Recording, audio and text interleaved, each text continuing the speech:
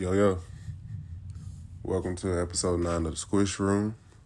Tonight, we're bringing on Rexx Racer to give us his background, his story, his life, and how he got into DJing house music, the many blends of that genre, and also his relationship with our co-host, Daryl Shepard.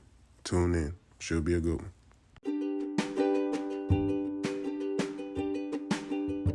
Everybody out there listening, welcome to the Squish Room. I'm Daryl Shepard 7, Uncle Hood _ DJ Hoodie. Right now, we're about to bring on a guest, goes by the name of Rexx Racer. He's a DJ, producer, / label owner, and a lot of other things, a lot of more things. Rexx is about to come in. We're going to feature an opening song, or I don't know if you guys already heard the opening song. My Life is Rexx composing a song with his actual 9-year-old daughter. It's a great song. This guy had appeared on 25 other projects outside of his own albums and EPs. He also collaborated with me on a project that we call Hood Stars. So, with great honor, I'm welcoming Rexx Racer.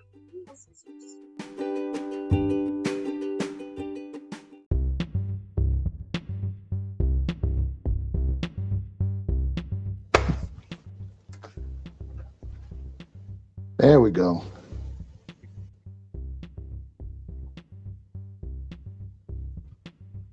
All right.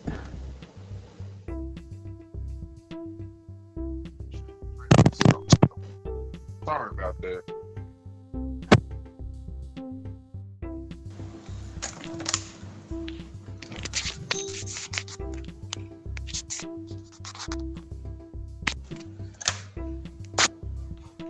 All right.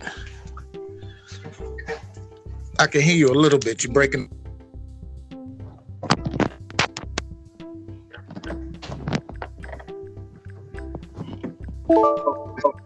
Okay, I'm in. All right, there you go. Okay, let's get it. Right, everybody here, we good. We good. Right. We good. Let's go. Okay. Before we had some technical difficulties, I was introducing a guy that I know, been knowing for years now. We've been rocking together. He's a DJ / producer, label owner out of Gary, Indiana. Goes by the name of Rexx Racer. I love to call him Racer X because when he's on ones and twos and doing events, hey, this cutting and scratching is nothing nice. You know what I'm saying? So, a warm welcome, everybody out there that's listening on Spotify or listening on social media. I'm introducing one of the greatest producers I know. I call him the Dr. Dre of house music, but he also a hip hop head as well. Here he is, everybody, is Rexx Racer. Right on, D. Thanks, bro. D is my little brother from another mother, man. Y'all just from the time I met this brother, we. Yes, sir.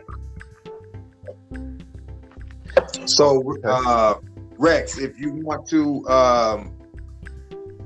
let Squish want to say something before you get started. Tell the people, about yourself, what you do. I gave an introduction. Yeah. We can get to it and go down in history, man, of what you're doing, what's going on, what you got going on, so the people out here can know. Okay, for sure. Of course, Rexx Racer. So I'm the man in the mask.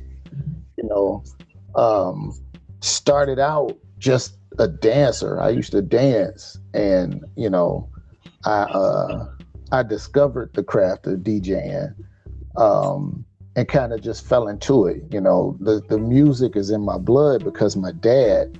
Now, my dad was on the same label the Jacksons was on before they left Gary. So that was some, some really hard history for me growing up, knowing that my dad was as close to them as he was. And All right. they was on Steeltown Records, which was founded in Gary, and they cut that part out of the Jackson history, and even cut Gordon Keefe out of their life, and he's the man that gave them their first contract, their first music deal, and their first shot.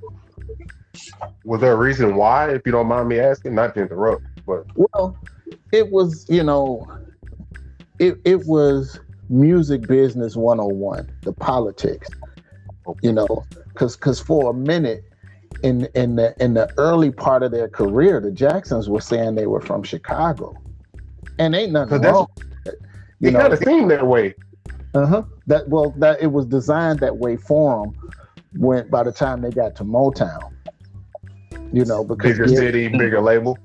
Right, and Gary, Indiana was still this small, unknown city, and the only thing you really knew about Gary was the steel mills for that time, and it wasn't crime ridden, so all you really knew was the steel mills. However, there are several celebrities that came up out of Gary that a lot of people don't know that they're really from Gary. Freddie Gibbs from Gary. No. I listen to him, so that's crazy. Yeah, but even like some of the actors from the past. You remember the show What's Happening? Mm-hmm. Yes, sir. Yes, sir. That was one of my shows. I loved that show. The dude with the glasses played Roger Thomas. He from Gary. Whoa. Yeah. Dropping gems again. Yeah. Yeah. Terry Cruz's wife is from Gary. She and I went to the same high school. I'm just learning that today. That's what's up. So it's a lot of gems come out of this small little town that go overlooked. Well, Gary is the cousin to Chicago, when it comes down to it. We all in the same family when it really boils down.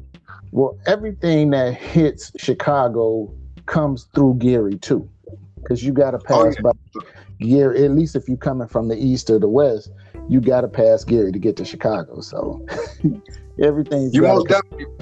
Now, speaking of that, I got a question I want to ask you, Rex. Gary had this roller rink called Screaming Wheels, right? Yeah. And I know Chicago, we love Screaming Wheels, just like we love wheels up here. We love Screaming Wheels. It was a big thing to go to Screaming Wheels back in the days. And from the history that I know of you, and maybe you can give a little history on that to the people.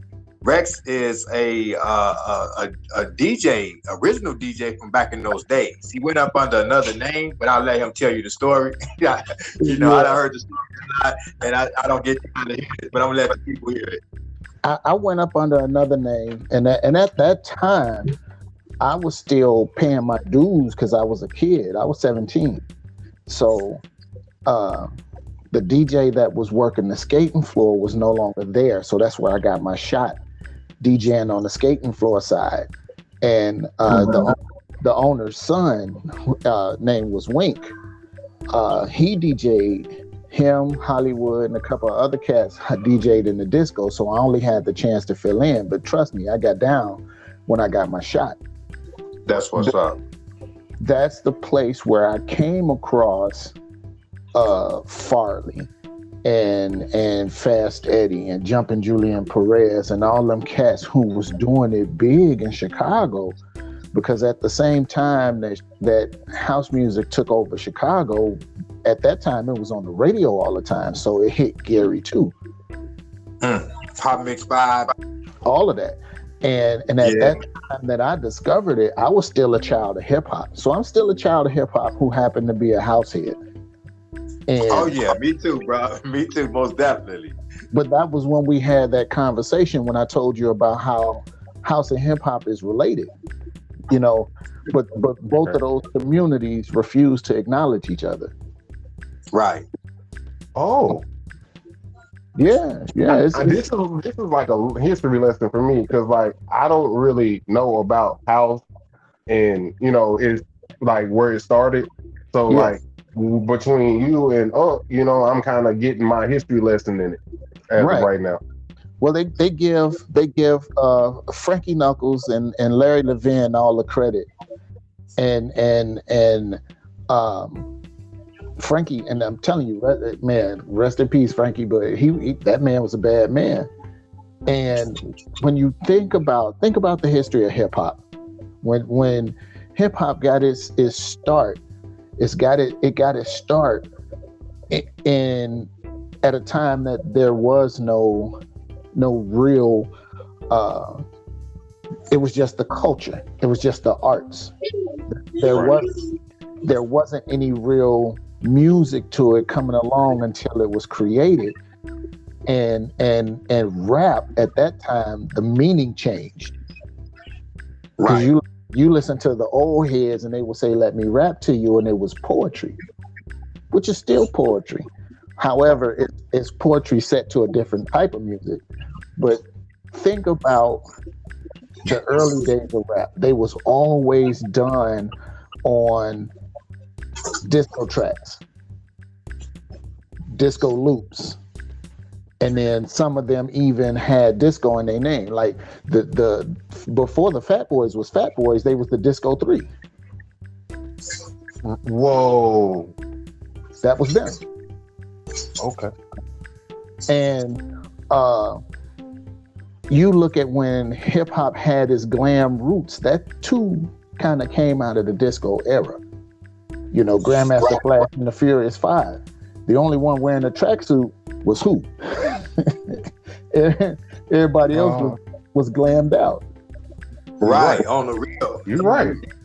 You so telling the truth, because it was a party movement at the same time, because disco, was all about partying and people having fun. So when hip hop, the culture, that's what they was doing. The MC was just a party host, and he was just rapping, speaking to the crowd. So most definitely, and house being the same thing, coming from the same parent, as hip hop, both coming from disco, it was about the same thing, the party, the energy. Think about it this way. Think about it this way. When it comes to hip hop, disco was his mother, but the streets was his father. True. Right, that makes sense too. A whole lot. Now, remember, even when you think about disco, when you look at disco was demonized because of all of the gay windows. Okay. That's the same. Right. That's the same stigma house music got, because that's what it came out of. It came out of that, and you have to acknowledge it. You can't not acknowledge it. Right. Can I one question? Is house music like basically what we're going through now with like hip hop and trap and drill? Like you have like a baby from something that started, which may be disco, and then it kind of is not accepted in the masses? Absolutely. So when you think about that whole movement that was spurned against disco, it was spurned out of hate, and hip hop took and went the direction it knew it had to go. Okay.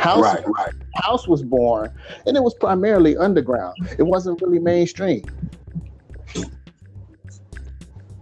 And it was something you had to go to clubs to hear. You couldn't hear this like on the radio. You had to like go to like a house club or like a dance club to hear it. You had to be in somebody's crib. Exactly. But go ahead. And it was more prevalent in the gay community than it was the straight community. So if you were straight and you had a love for house music, like a lot of people had to hide it because they didn't want that stigma on them. But then as time passed, people realized how peaceful house music was, no matter how crazy it sounded. Right. You could never, like today, take today for instance. You play the wrong song at the wrong time, and the club is shut down before it's 1 o'clock, right? True. Right. You Very could take true. the hardest of hardcore people, and if they love house music, they're not the same person when they're in the house setting. They're a different person in the house setting. Right.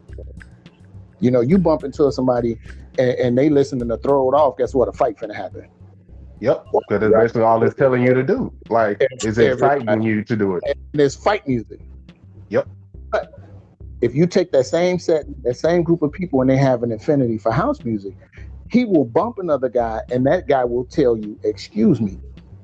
Right. But you catch him in another element, it's a fight. Now, And one thing, if I could go ahead, Rex, go ahead. let's not making any bones about it, but that is the difference. But they both came from the same parent. They both came and they both were born out of a need and a necessity for love, for culture, and for unity. Right. Exactly. And sort of, You're starting to catch glimpses of hip hop artists actually taking nods to house music, but they've been doing it over the years. Queen Latifah did it in one of her songs. MC Lyte did it in one of her songs. But you got to remember, at the time the house took off, there were two places that it primarily took off in. It took off in Chicago, and it took off in them two places, because Frankie Knuckles was from New York. whoa. See, I'm watching a documentary right now on house music, and he was like the first name that came up. Because I was going to ask you about like who Frankie Knuckles was. Did you have any knowledge of him or what he did for house, or was he good for house, or whatever the case may have been? Frankie Knuckles was the man, and Frankie Knuckles, but Frankie Knuckles primarily did disco, and it was at the time that disco was fading. But Frankie Knuckles was doing something no other DJ was ever really doing. Right. And the music box, right? Right, and it helped to catapult and to spurn the house movement, which is why he's credited for being the godfather. That dude inspired a lot of people. And as house music started to grow and develop, that man was the template. And then, of course, everything started to branch off and do their own thing, but it was still under. In the 80s, there were no separate genres of house music. It was just one, house. No matter what it sounded like, it was all house music. Just like rap. When it first took off, there was no different genres of rap. It was just rap. That's true. Okay, that's real. Now, I got something I want to ask you too, Rex, relating to like when you said that disco is the mother and the streets is the father of hip hop. Mm-hmm. And as well as now when I think about house, from my experience of house, like you said, it started off just hearing those peaceful songs or songs about relationships, the ups and downs. Like house spoke real things, right? About the culture, and the culture going through situations and moving forward. But also you did have like, they wasn't called the pride community at that time, but what is known as like the pride community, that people would be afraid to even sometimes say that they even love house music the way that they actually did. But we had DJs, like you said, spinning. Yes, it was the same stigma where you had DJs who would only put a toe in it, as opposed to just admitting that they love a house. They love house. Hey, I'm a child of hip hop and I'm a house head, and I'm proud to say it. Me too, brother. Me too, no doubt. And that's why I want to say this real quick, if I can, because I want you to expound on this right here. Now, in the hood, like I was saying with Squish, we had a conversation. I was like, well, in the ghetto, but the world is the ghetto. So in the hood, when we had those house parties and we had those yard parties besides the skate rings where we can go release, our stresses as kids and have fun, we was partying to house music. But then the genre started changing. Different styles of it came up. So in the very, very late 80s ushering into the 90s, Ghetto House was born. Right. And that's and when things really got fun. It was fun already, but to the youth, yeah. right, things get that was when. Now, remind you, house when it first started was to a lot of people just noise. It was just noise, just like hip hop was noise to a lot of people. But house had no structure. The music had no structure. So the first time the very first house song started to have lyrics to it, you know, it again shifted and it changed. It changed the culture. Right. And then acid house was a mistake. That whole genre was a mistake. But it is a big thing. It's a big thing. Because at the time, this house music thing, it was just something that nobody could put a finger on. But it was big. It was huge. It was something that it was new. And that's the approach that I take when I do my producing and my production. I want to sound different. I want to sound new. I also, because house music broke all the music rules, I, by nature, am a rule breaker. So when I produce and I make this music, I don't conform to the rules. Whatever they may be. Right. Whatever those rules may be, I break them on purpose.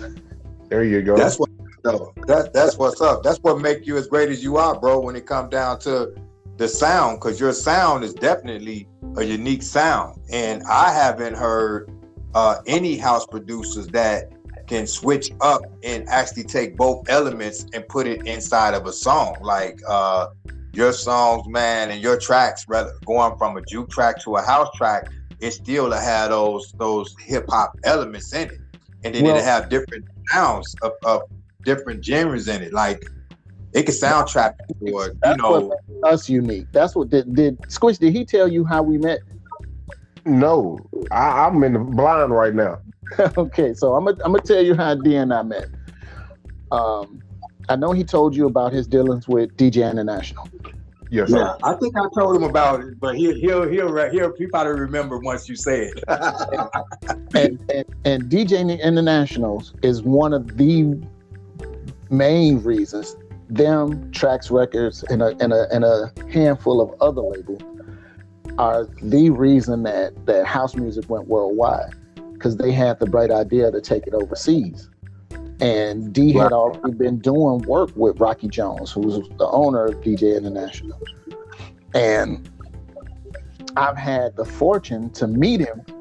You know, I'm just one of them dudes. If I set out to, I set a goal for myself, I'm going to achieve it. And actually meeting all of my idols in house music, I have met most of them anyway.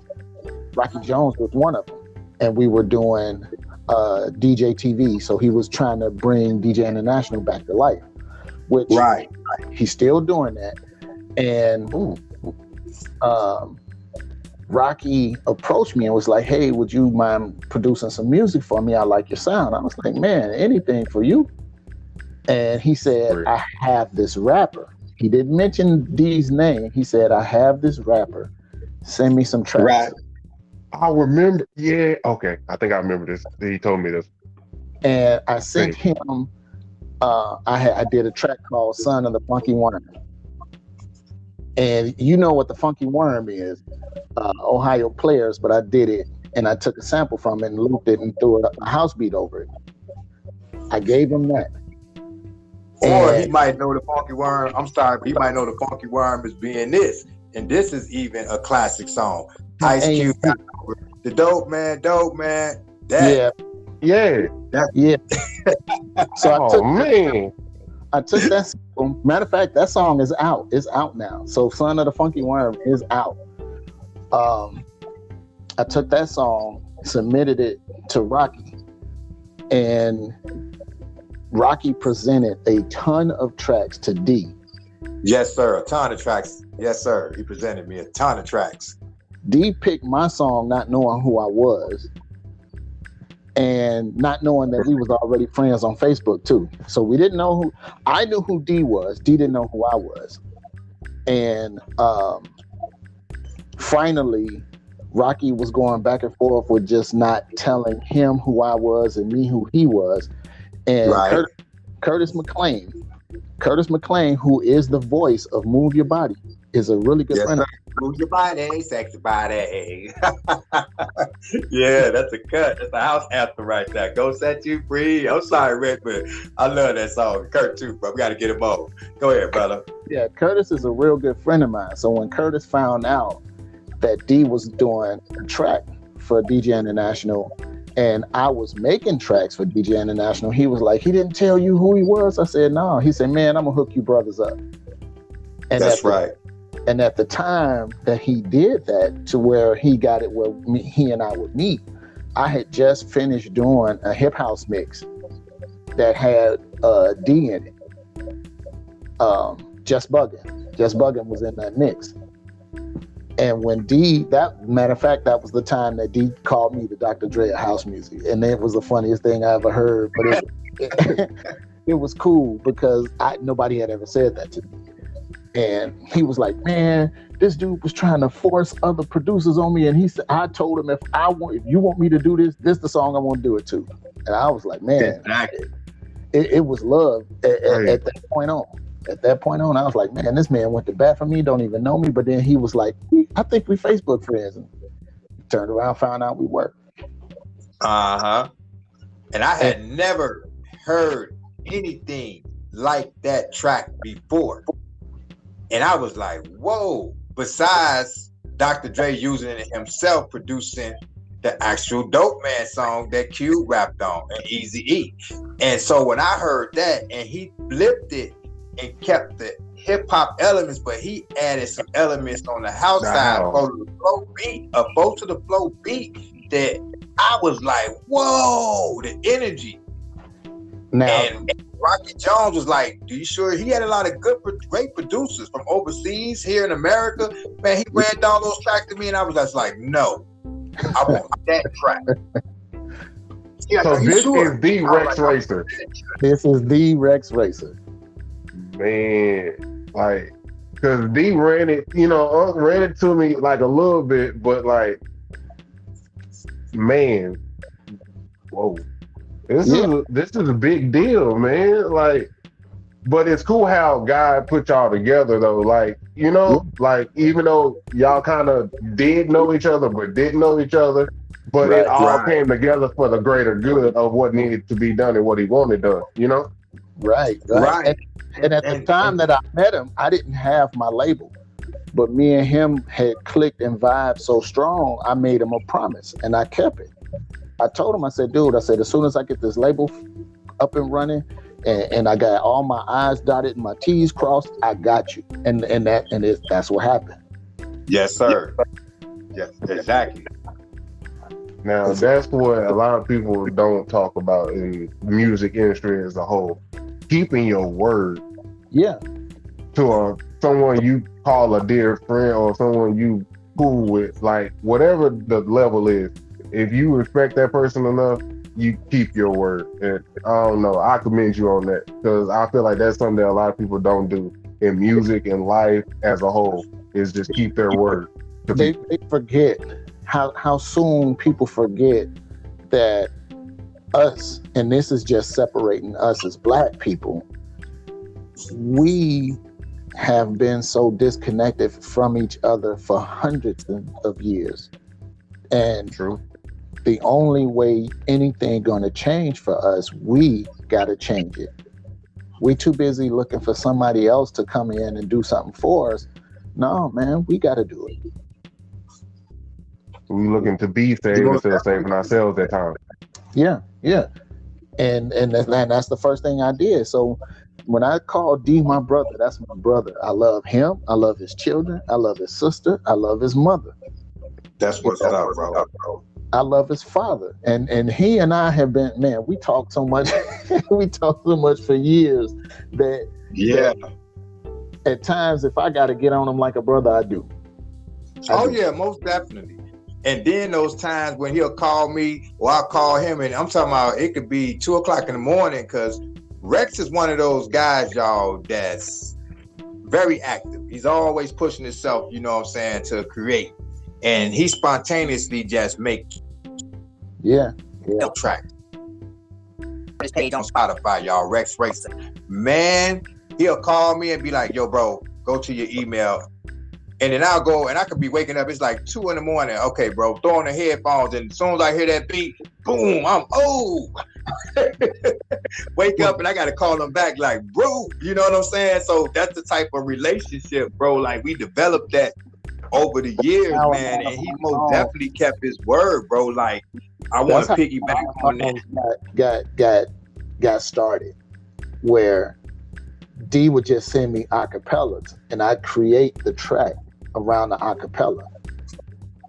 Man, Dance Storm, our very first, well, technically our second song, because our first song never got released on DJ International. It didn't get released.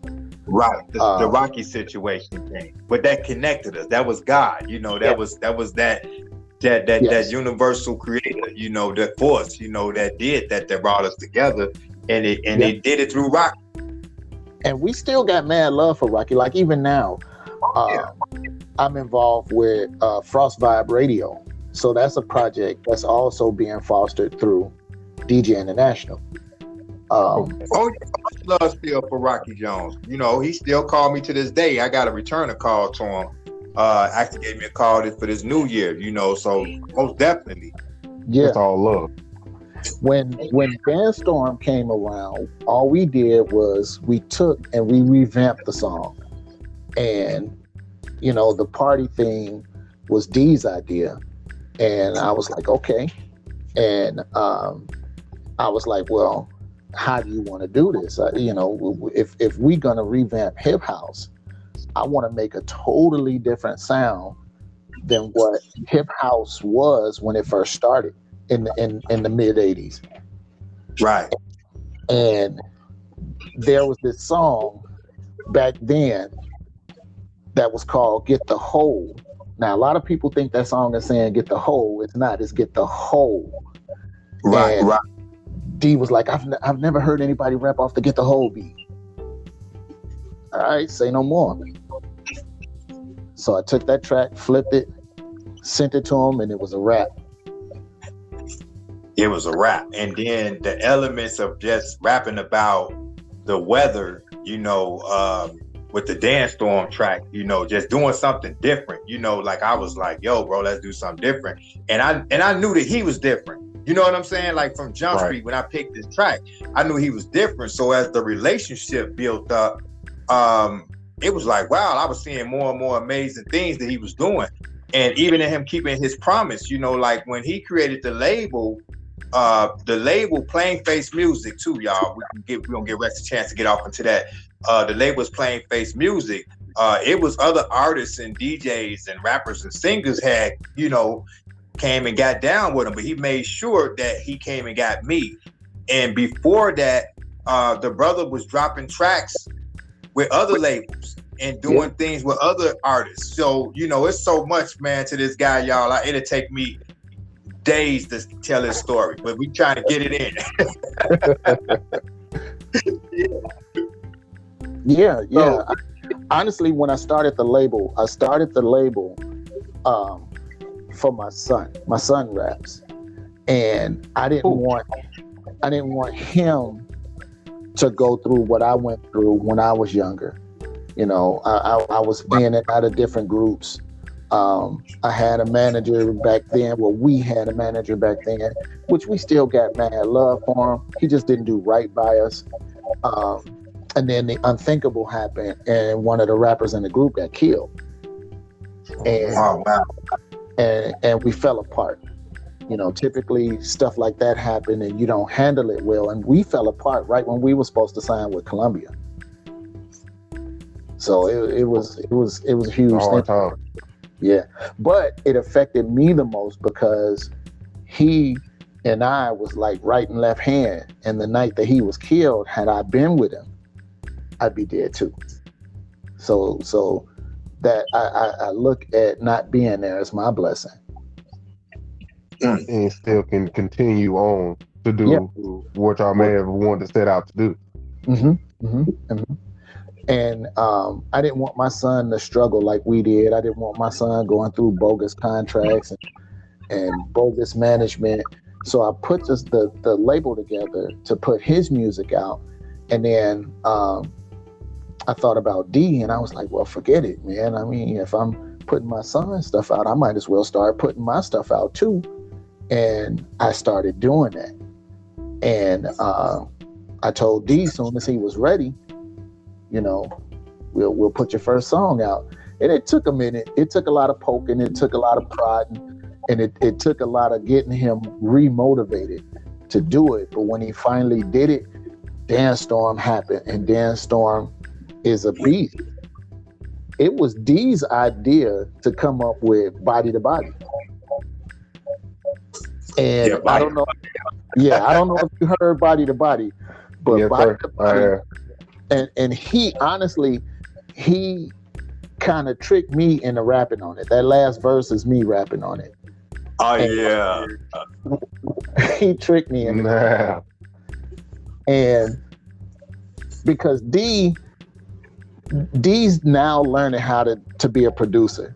But when we first started doing this, he was just a rapper. So you can't tell most rappers about production because their mind's focused on rapping.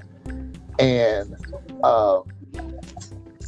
D sent me he sent me some lyrics overnight that it was at a moment where he was in a drunken stupor, so he was slurring, right?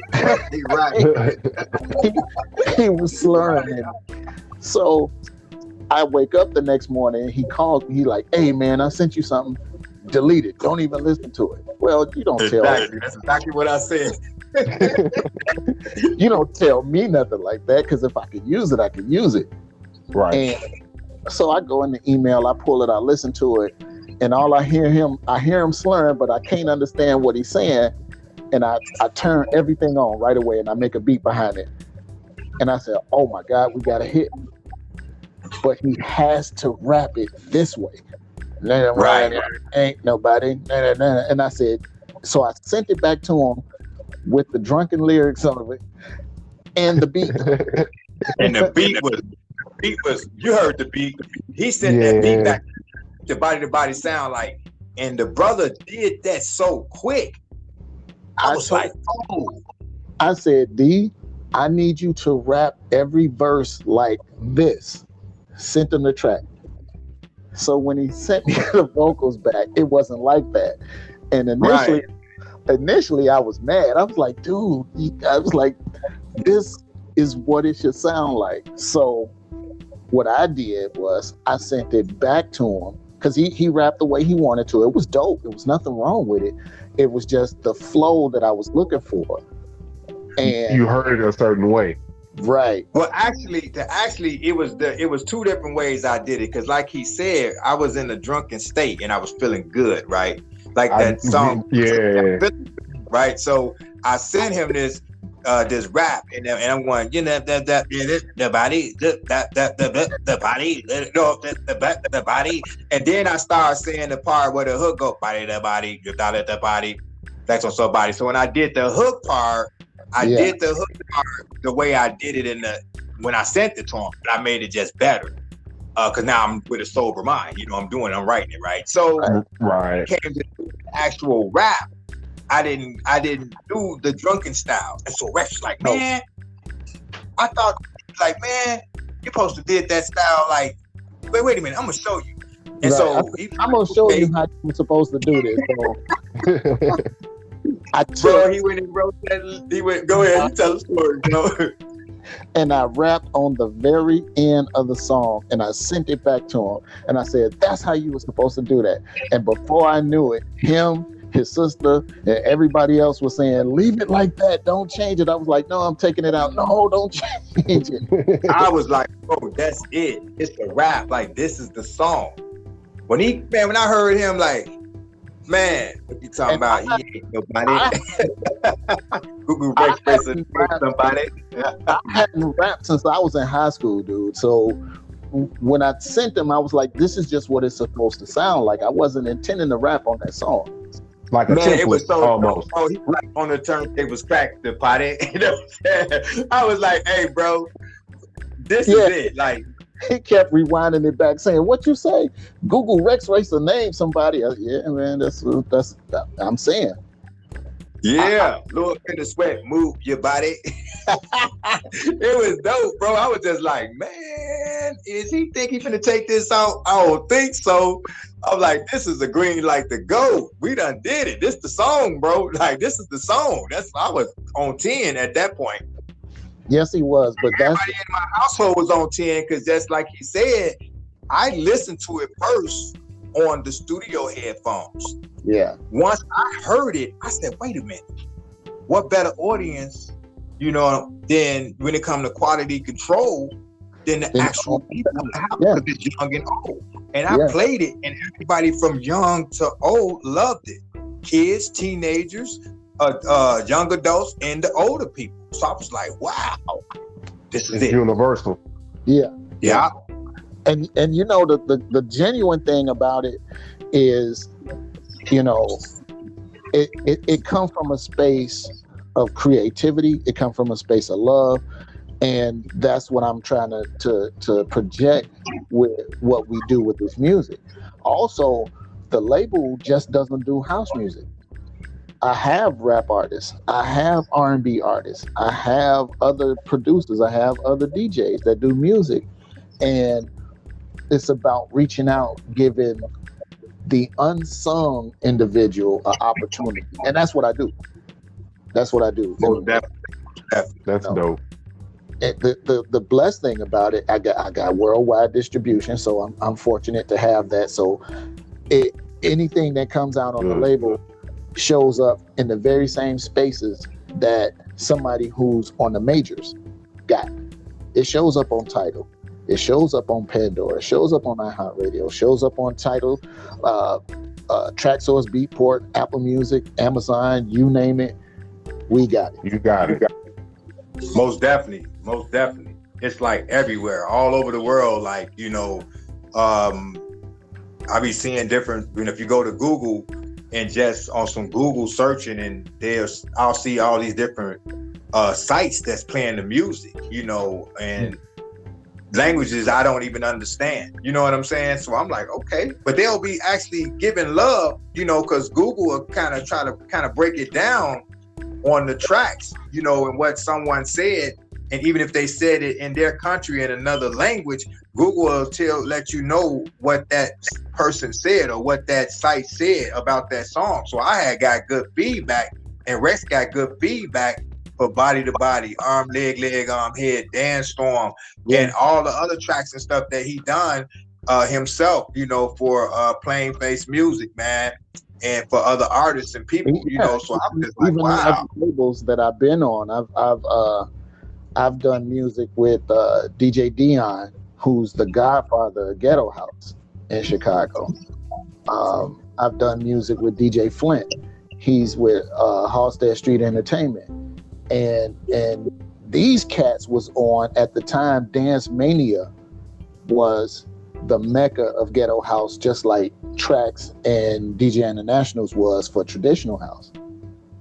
And a lot of these cats I came up with too. So by the time I decided to put the mask on, I think there was only two people that knew who I was: DJ Latal and Paul Johnson, rest in peace, PJ. And matter of fact, I reached out to Paul Johnson even before I decided to put the mask on, and he was like, "Man, do it." And I knew I was going to catch a lot of criticism. I knew I was going to catch a lot of criticism for putting the mask on, but I knew I was different.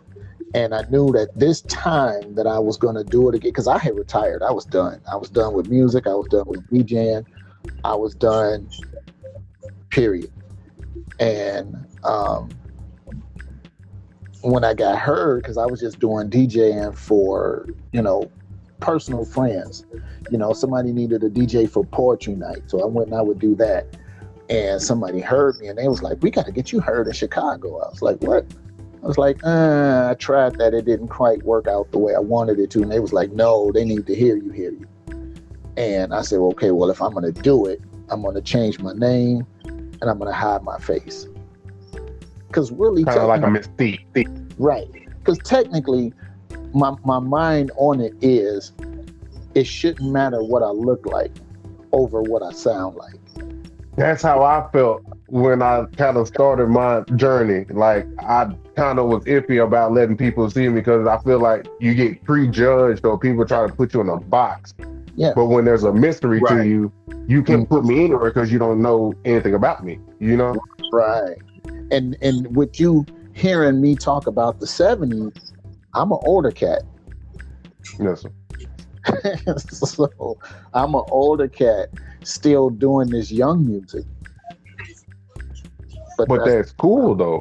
Like, that makes you timeless. You know what I mean? Like, that's the same thing I was telling Unc. Like, when your music can still be played now and you can still be relevant now and reinvent yourself, you know, in 2023 and still do it, yeah, that's, you know, that means something, you know, because I mean, it's a lot of people that may have been hot in the 90s, but they can't do it now. You know what I'm saying? Like, their music can't stand that test of time.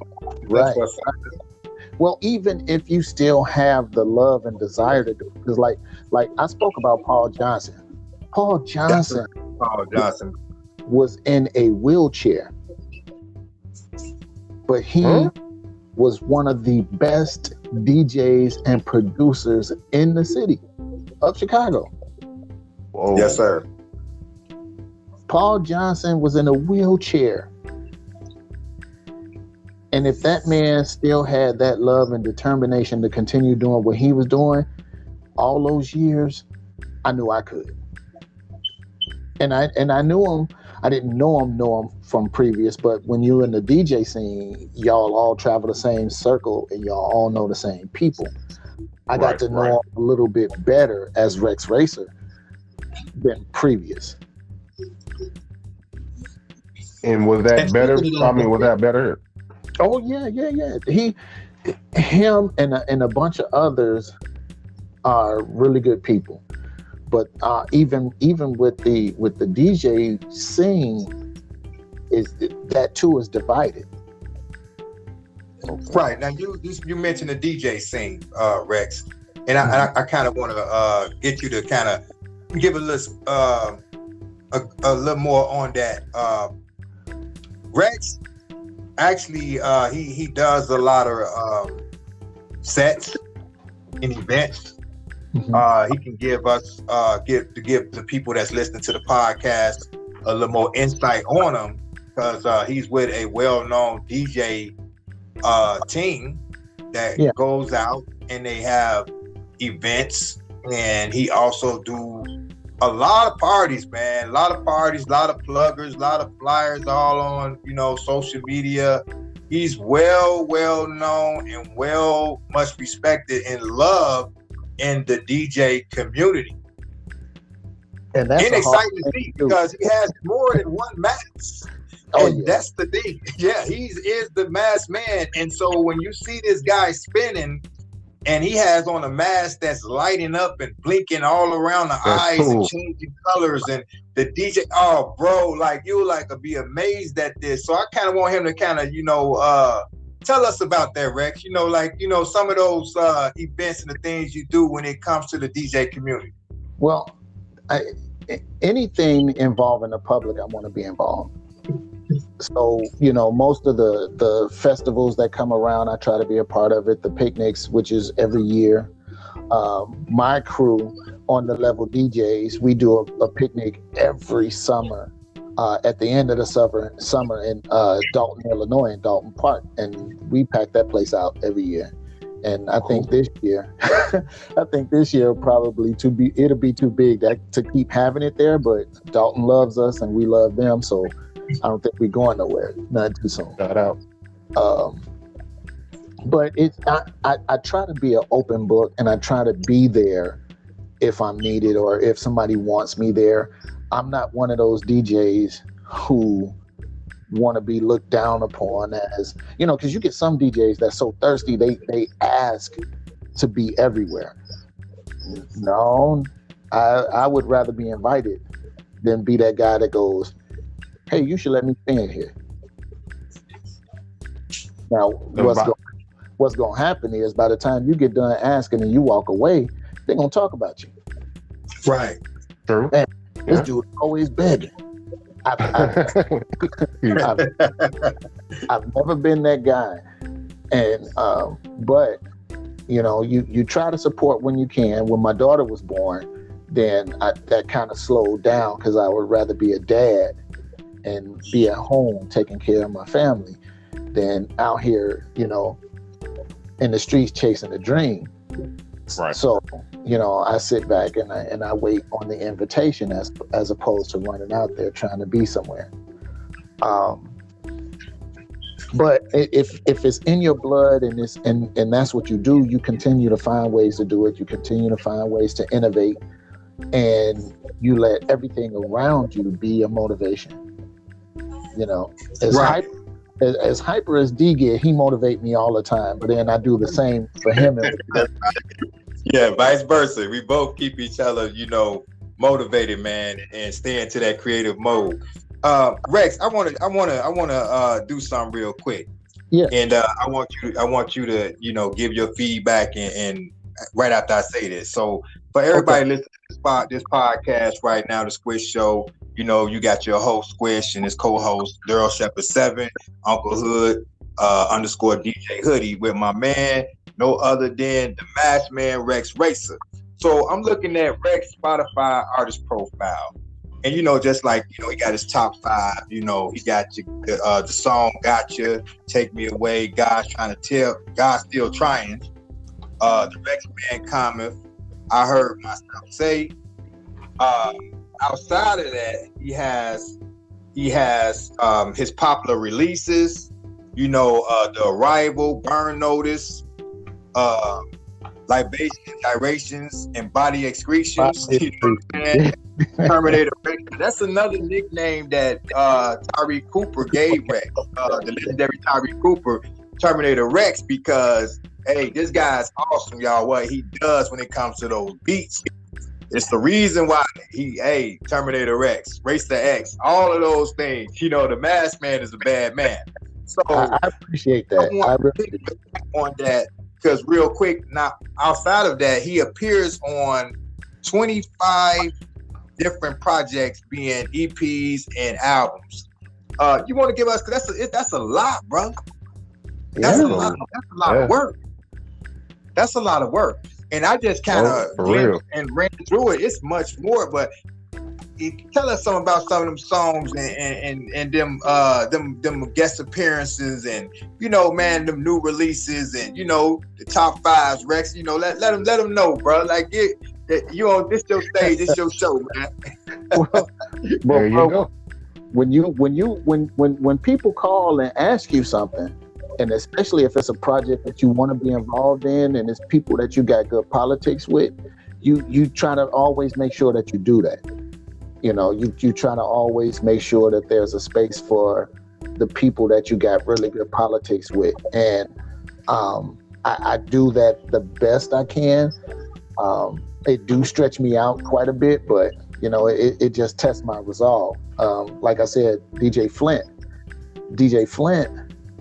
put out some of my first stuff that when I first left Kingdom, because I was with Kingdom Music before I left, and then ended up with Halstead Street Music, and then through Flint I met Dion and did some releases with him with Ghetto Rhythm Composers, which is a branch of Dance Mania. Matter of fact, all of those cats were Dance Mania producers and DJs and artists. And wow, when he told me that Dion was a fan of mine, that floored me. It humbled the mess out of me because, of course, I'm a fan of these guys. I'm a fan of Flint. I'm a fan of Dion. I'm a fan of Fast Eddie, and we've done music with Fast Eddie. And, I'm a fan first and foremost for any of these cats. So anytime any of them hit me up and ask me to be involved in something, I'll do the best that I can, and which means I got to come up with something new every time. But I get it figured out. You most Can definitely I? figured it out, bro. You most definitely get it figured out because, like I said, the production is crazy. Like, woo. And that's all pretty much, you know what I'm saying? Like, man, the people, hey, anybody out there listening, anybody listen to this podcast, man, tune in, man. Go to Rexx Racer Spotify artist page, man. Check out this brother's music. Check out these, man, these different collaborations. Check out these compilations, these EPs, these albums. Bro, it's off the chain. And he just, man, he just keep on dropping jewels, man. He don't stop, man. That's one thing about it. Here's what else. Here's something else that I want to share with anybody trying to get off in the music biz. Yes, the trend right now is being independent. The goal might be the bag. However, do not sell yourself out chasing that bag. That's what's up. Learn everything you can about the music business. Primarily, if all you do is rap, learn how to produce, because you keep a bigger piece of the pie if you do your own production. The more that you do, the less that these labels take from you. I don't think a lot of artists understand that. Some of them do, and they don't really care. They should start caring. Why? Because that little paycheck will turn into a big paycheck. And with the way streaming laws is right now, it really don't pay a lot, which is why everybody's into this the video thing now. So if you can get viral videos and 1 million followers, then of course, guess what? The major labels are going to see all those followers as a meal ticket, and then they'll offer you $6 million to sell all your rights away, which I wouldn't do that. Don't sell your rights away for one check. At all. And here's the reason why I say that. We're gonna use the Lion King as an example. So the Lion King, right? The cartoon version. Jason Weaver is the song. He sang the song Just Can't Wait to Be King, right? Yes, sir. Yes, Right. Sir. So Jason Weaver sings this song, and they offered him a check. And thank God that his mom is involved in his management and stuff, because they declined that $6 million check And got his royalties. in lieu of the royalty.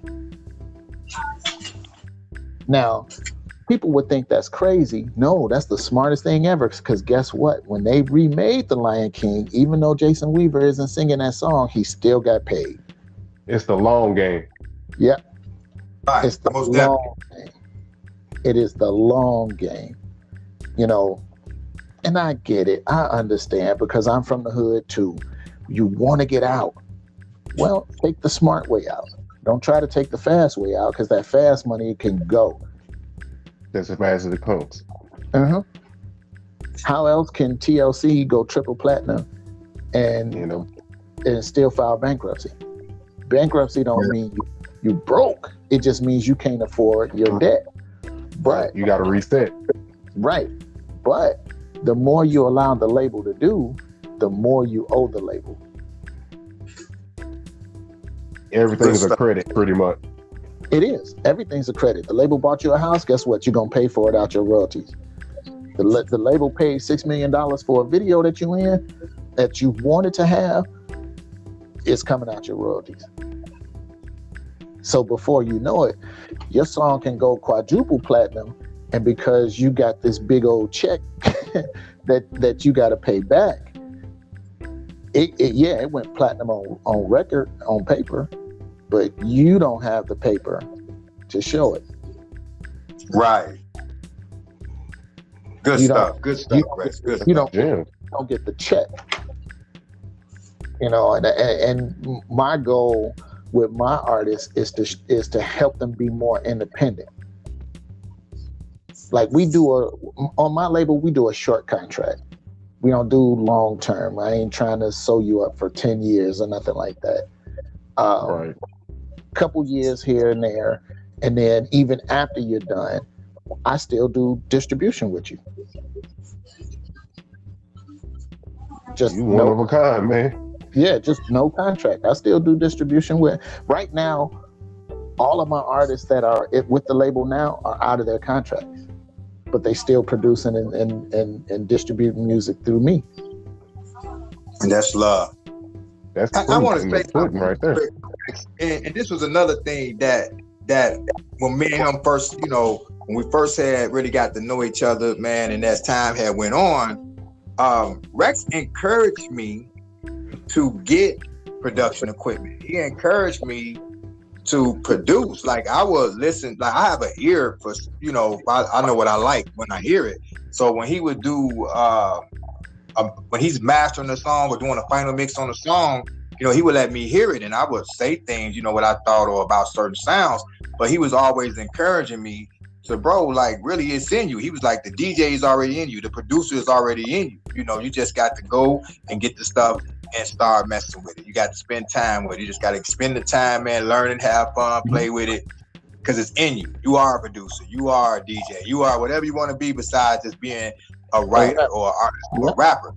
And I had never heard the guys from back in the days encourage any rapper or singer to be a producer or a DJ. Because they was like hands off when it came to the equipment. Like when we was in DJ International and I was signed to DJ International as a kid, and we go into a session, well, the only people that touched that equipment was the engineer and the producers. Mm-hmm. We might have came with an idea or some sound that we thought, but they created that sound.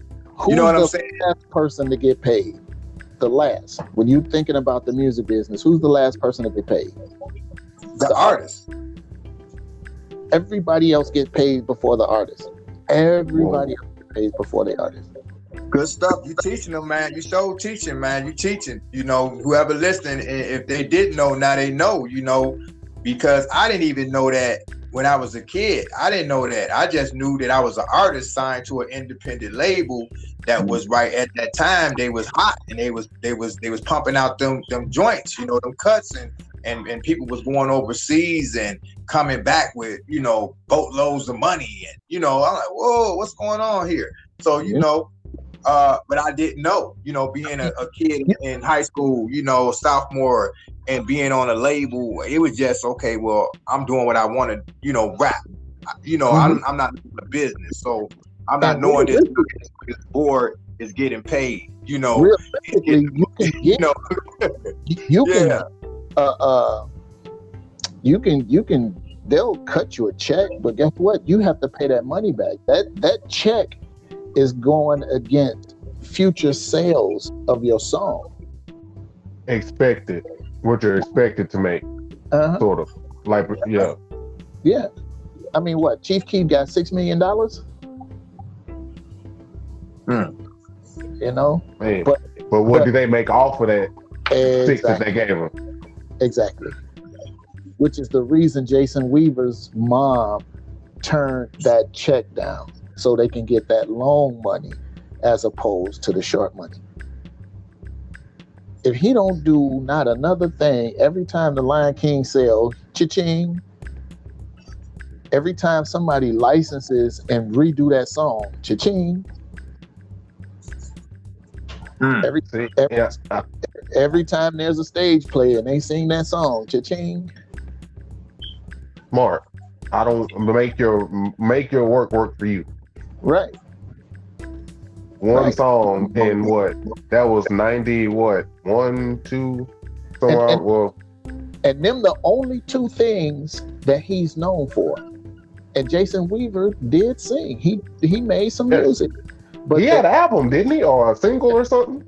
They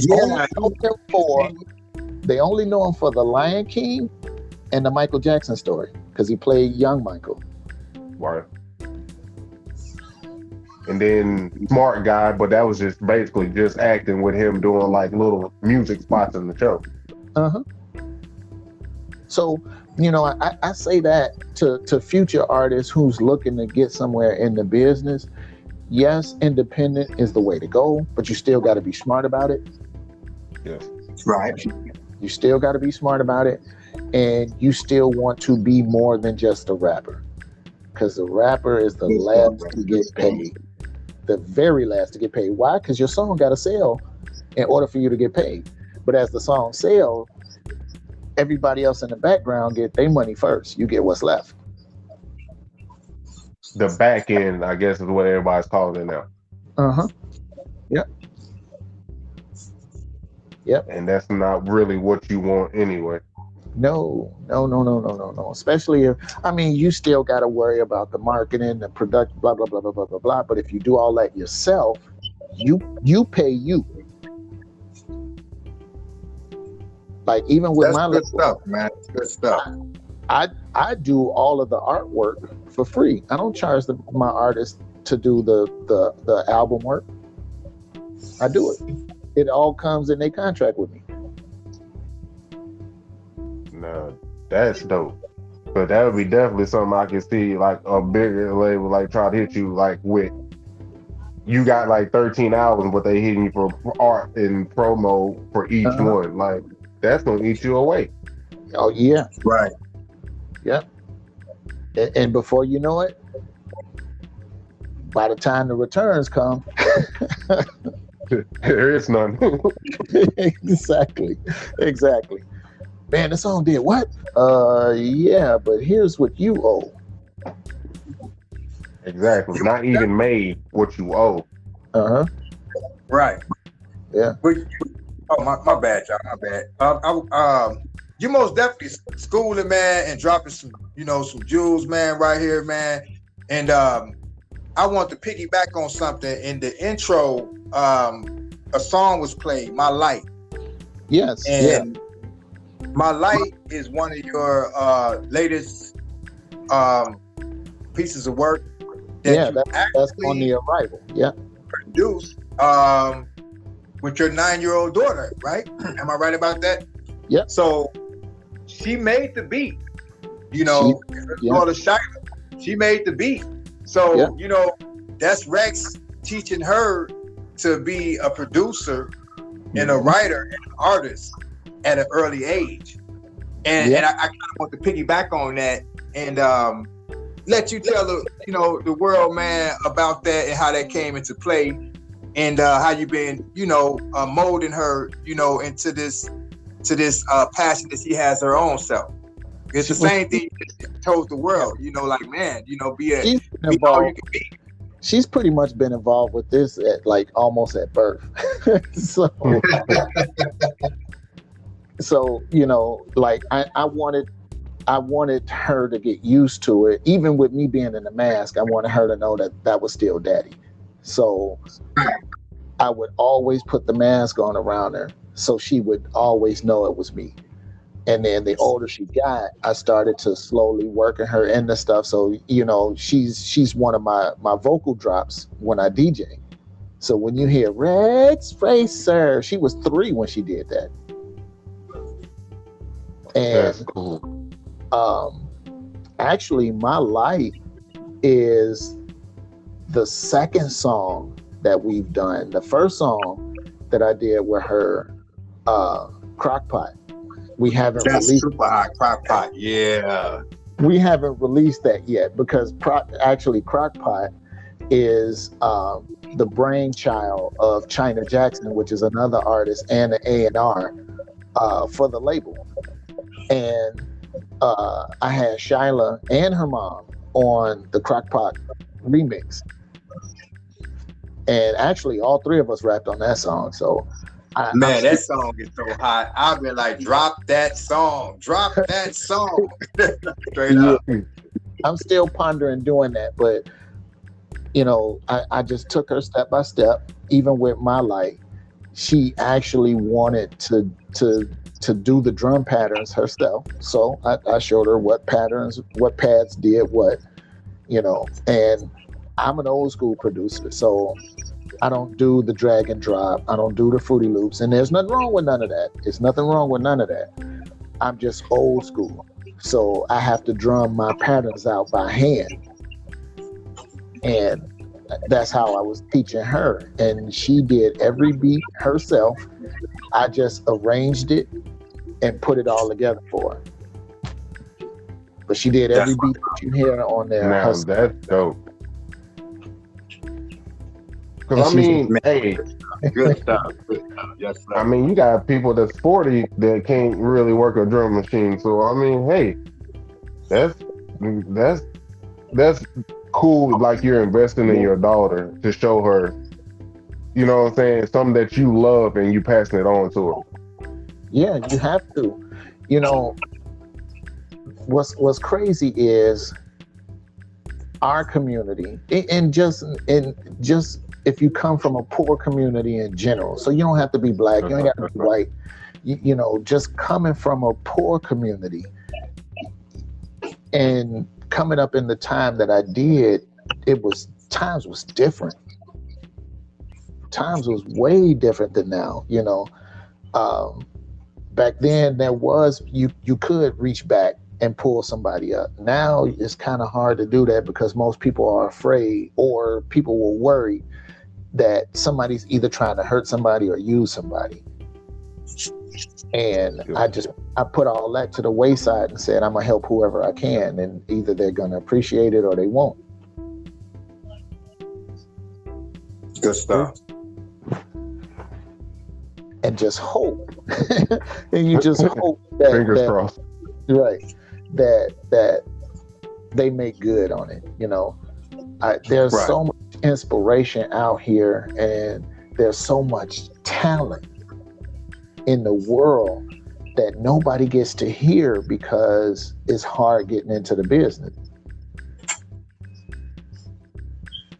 It's very true. And some people get discouraged before they can get their, shot or their, little chance to get a shot. And they're super talented, or like you said, they'll get discouraged and they'll quit. That's what I did. And then you'll see them 20, 30 years later, and they still have that talent, but they did nothing with it. And that was my biggest worry. Like, if I didn't do it at some point, like, I knew I was going to regret it. Like, if I didn't just try to do something, like, even if I'm not rapping anymore, even if I am just making beats, at least I tried, Yeah. Right. You owe it to yourself not to give up on yourself. And I did several things, even in the process of doing this, which detail me all the time. He's like, man, I don't see how you do it. I work full time. I went to school full time because I got a master's degree in business administration. And I set up this label, and I run the label myself. So you are your own machine. That's it. I am my own machine. And now at some point, am I going to have to step back? Yeah, I am. So I'm kind of grooming my son for taking over, trying to grooming my nephews, grooming my little cousins, and trying to keep this a family thing. And blood don't make you family. Love make you family. So, as long as you in the fold, you in the family. Good stuff, man. You dropping jewels right here, man. That's all you can say. You get my age. You get my age. You want to drop enough knowledge to where somebody says, "Dang, I remember he said this, that, and the third." Okay, I was also, and I still am to this day. I am an avid Bruce Lee fan, not just for the martial arts, but he was a really huge philosopher. Whether he said it or took it from somebody else who said it, it was powerful coming from him. So I took them life lessons that I've heard from him and applied them to myself. You hear Bruce Lee say, "Be water, my friend." You got to be water. Water can flow or it can crash. It's up to you. It's up to you. Most definitely. Good stuff, man. Good stuff. Dropping pure gems tonight. Yeah. Oh, you know what? Also, the majority of the cats who get involved in this business, it's not no secret. They come from a rough lifestyle, It might have been violence, it might have been drugs, it might have been whatever it was. And then they get a second chance and they turn their life around and then they do this or whatever it is that their talent took them. What I want to do is be able to help them realize you only have to say you sorry once. Good stuff. Good stuff. You only got to say you sorry once. Everything else, you let it flow off you and you keep on moving. The world is going to always tell you what you did. They can never tell you who you are. Good stuff, man. Good stuff, Rex. Yes, sir. If that don't hit home for anybody or resonate with you, I'm sorry. But for real. Because even I have a past, and everybody's got a past, and everybody's been through something. But if I wrote a book, I guarantee you Oprah Winfrey will break down in tears. If I wrote a book. Man. But that's why I try to be as honest as I can when I'm talking to younger people. I try to be as honest as I can when I'm talking to people about the business. It's like, hey, if this is what you want to do, this is what you got to learn. This is what you need to know. Giving them the true game, not just sugarcoating it, pretty much. Right. It's cool that the bag is the goal, but you don't chase a bag. But again, this is stuff that come out during social media. Social media runs and controls everything, including what people think. They're influenced by, right, quote unquote. So if your mindset is chasing a bag, you never chase anything. Right. Because that bag can run faster than you. So tell the truth. You can't catch that bag. That bag moving so quick. Right. You run it around the world and they still can't catch it. Right. You see the Monopoly man behind it. You might can't catch the bag. Yeah, I feel you on that, man. Instead of trying to chase the bag, you figure out how to make the bag. Don't chase it, make it. That's what's up. Good stuff, man. Good stuff. I just always hope to be an inspiration to somebody. That was the whole reason that I went to school late in life. I went to college right out of high school, but then, my mind was in the streets, so I dropped out early. But then I started having kids, and I was like, the only way I'm going to influence them to go to college is if I go back and I finish. Exactly.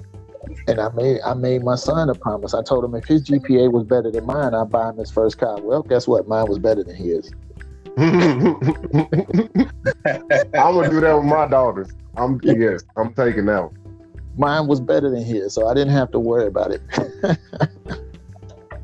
I'm gonna see if I think I can pull it off still. Yeah. Man, good stuff, Rex. I want to say a couple of things too, real quick. Rex, he also, is with the Indiana Househeads group. Yep. He's been in several DJ clubs. He done spent on 106.3, V103, Chicago radio. Yeah. Yeah, he did spending on the radio, bro. This brother didn't get a chance to tell y'all that, but he will as we continue. Once again, the Country Club Hills, he done spent there, I've had internet shows, made guest appearances on several house musical events throughout Illinois and the Northwest Indiana area. So, this brother's out here doing things, and I just kind of want to touch up on some of the things. I'm actually getting ready to go back to streaming. Mixcloud, because, Facebook only owns partial music rights. So if you play anything popular, it's going to shut your feed off. So I went to Mixcloud, and Mixcloud will allow you, because they pay for full rights. They actually will pay the artists that you play in your mixes, including myself, because I do play my own music when I mix. So I am planning on going back to mixing on Mixcloud. I do sometimes also go on Twitch, and I'll go live on Twitch. Um, Actually, even TikTok. So Yes, sir. I'm gonna beyond follow Them the you. places to be right now. Them the hot spots right now. Right now, that's what's going on. beyond the Really? Cloud and TikTok.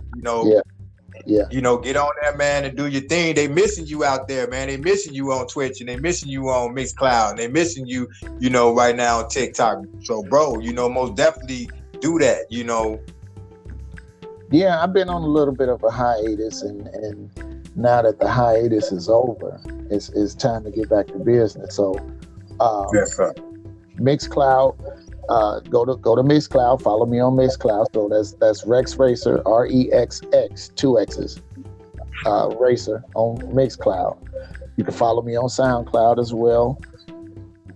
You can follow me on Facebook, because every now and then I do go live on Facebook. I just don't do it a lot, just because their algorithm is really strict.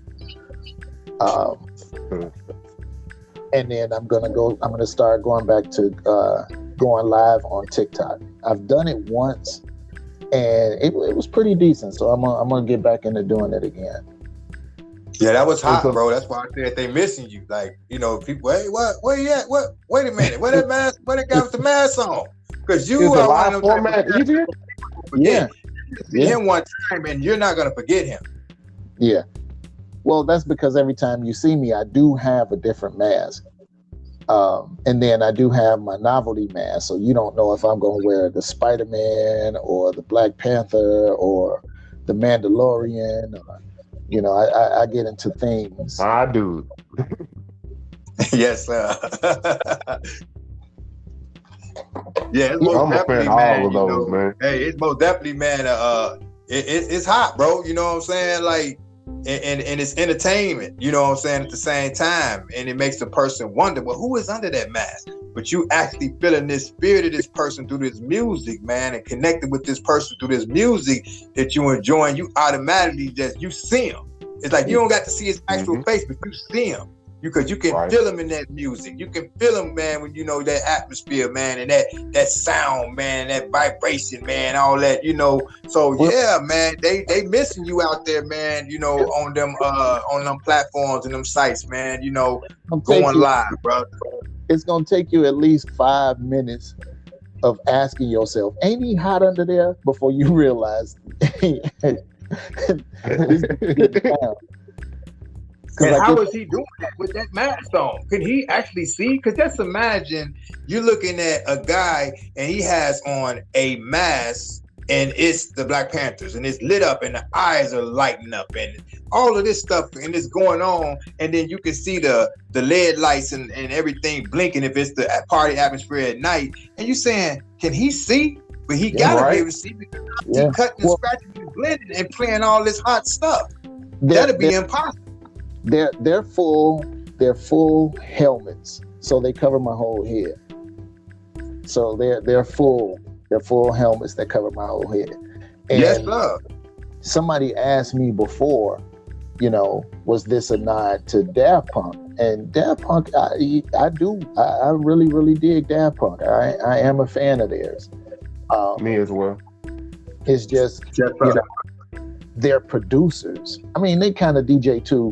But, them, Dead Mouse, Marshmello, it just so happened that Marshmello, I'm a DJ who became a producer. Oh, okay. So I some producers work in reverse and they become DJs. I just happened to be a DJ who became a producer. Because really, all DJs, if you think about it, are producers. You mixing and you blending, and you're putting sounds together to make one harmonious sound. And you got some producers who can't DJ a lick. You got some DJs who can't. You got some DJs who can't produce a lick. We just go ahead and leave them in the quiet room. Right. But nothing beats a failure except the one that tried. I give anybody credit. Anybody. anybody credit for trying it, because the only. Hey, wouldn't that be funny, man, if they had a show like that, man, Rex, with the DJs, they say, yo, all the hot DJs go to the loud room, and then you see them DJs like what you just described. Hey, I'm sorry, but you have to go to the quiet room. Honestly, you know what? MTV did a reality show for DJs. And K Caesar, who's on Power 92, actually was on it. They did a reality DJ show on MTV many years ago. I missed that one, man. Me too. Okay, so I'm learning now again. Okay, that's what's up. Dropping knowledge. And again, another Gary native, K Caesar, is a DJ from Gary who actually came up from a group of DJs who were under us, you know, me and a bunch of other DJs from the city.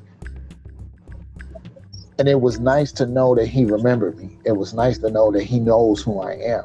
It's nice to know that that brother, as good as he is man, he doing what he doing. That's what's up. My guy Mike Flex. And Mike Flex used to carry my records for me, so but he out here and he one of the who's who out here now. So good stuff. Man, it seems like you passed it, you know, like it came around full circle for you every which way, you know, like people you influenced or may be influenced by you, but like you still, you know, it's kind of like a relationship there. Yeah. And you look at these cats like, man, I had a hand in all this. And it makes you feel good. It makes you feel special. It makes it, even if nobody ever knew, like, again, you know, I used to be a dancer before I started DJing. And, you know, a lot of people still only knew me as that. Because that's what they was used to seeing me do, was dance. But they never knew that once I disappeared and I wasn't on the floor no more, I was the guy in the booth playing the music. Don't let him fool you. He still can footwork. He still can footwork, bro.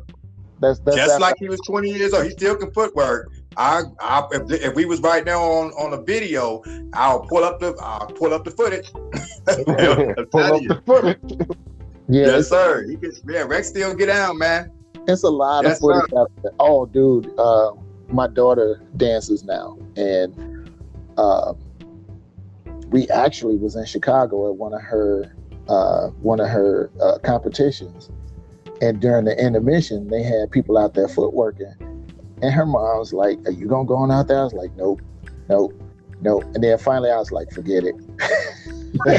I gotta do it. I said, "Okay, forget it," and I go out there, and the crowd goes nuts. And I know they did. They did. 'Cause you still got it, bro. The MC comes over. He's like, "Man," I said, "Dog," I said, "I'm 52 years old." And he was like, "What?"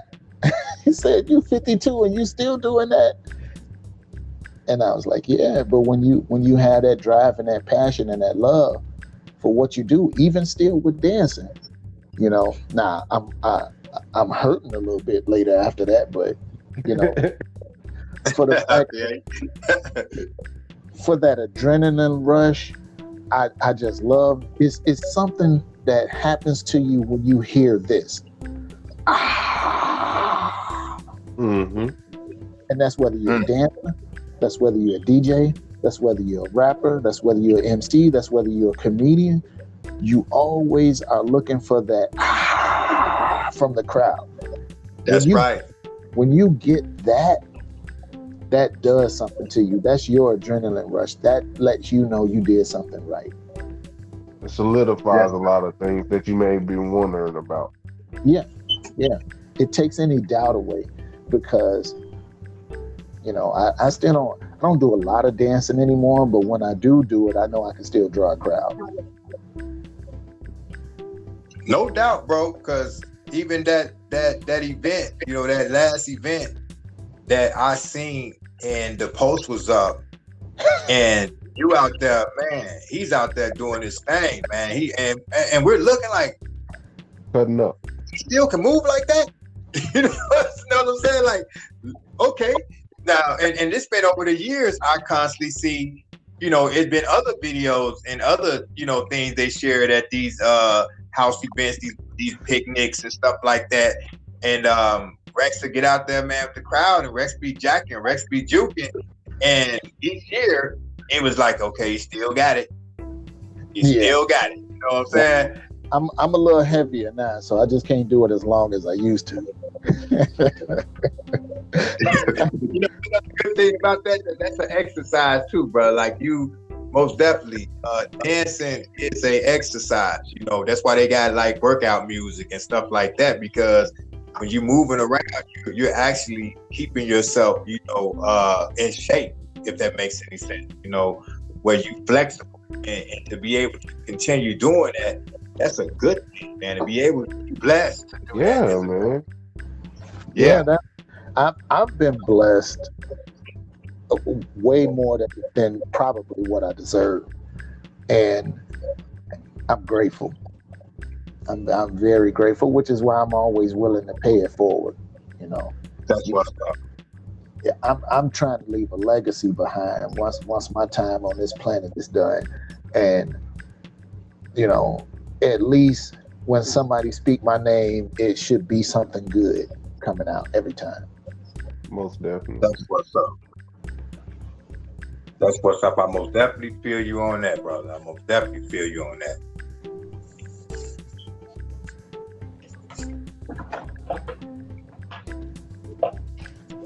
Well,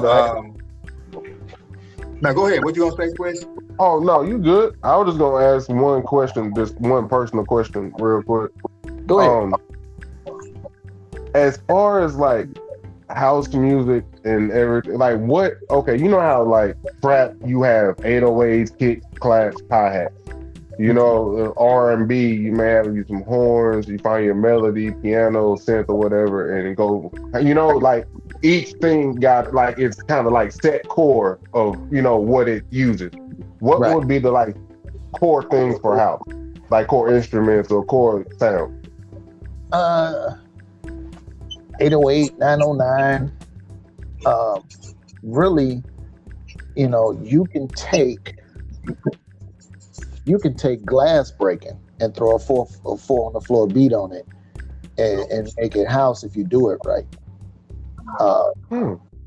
You could take clanging garbage can lids together and slap a 4/4 beat on it if you do it right.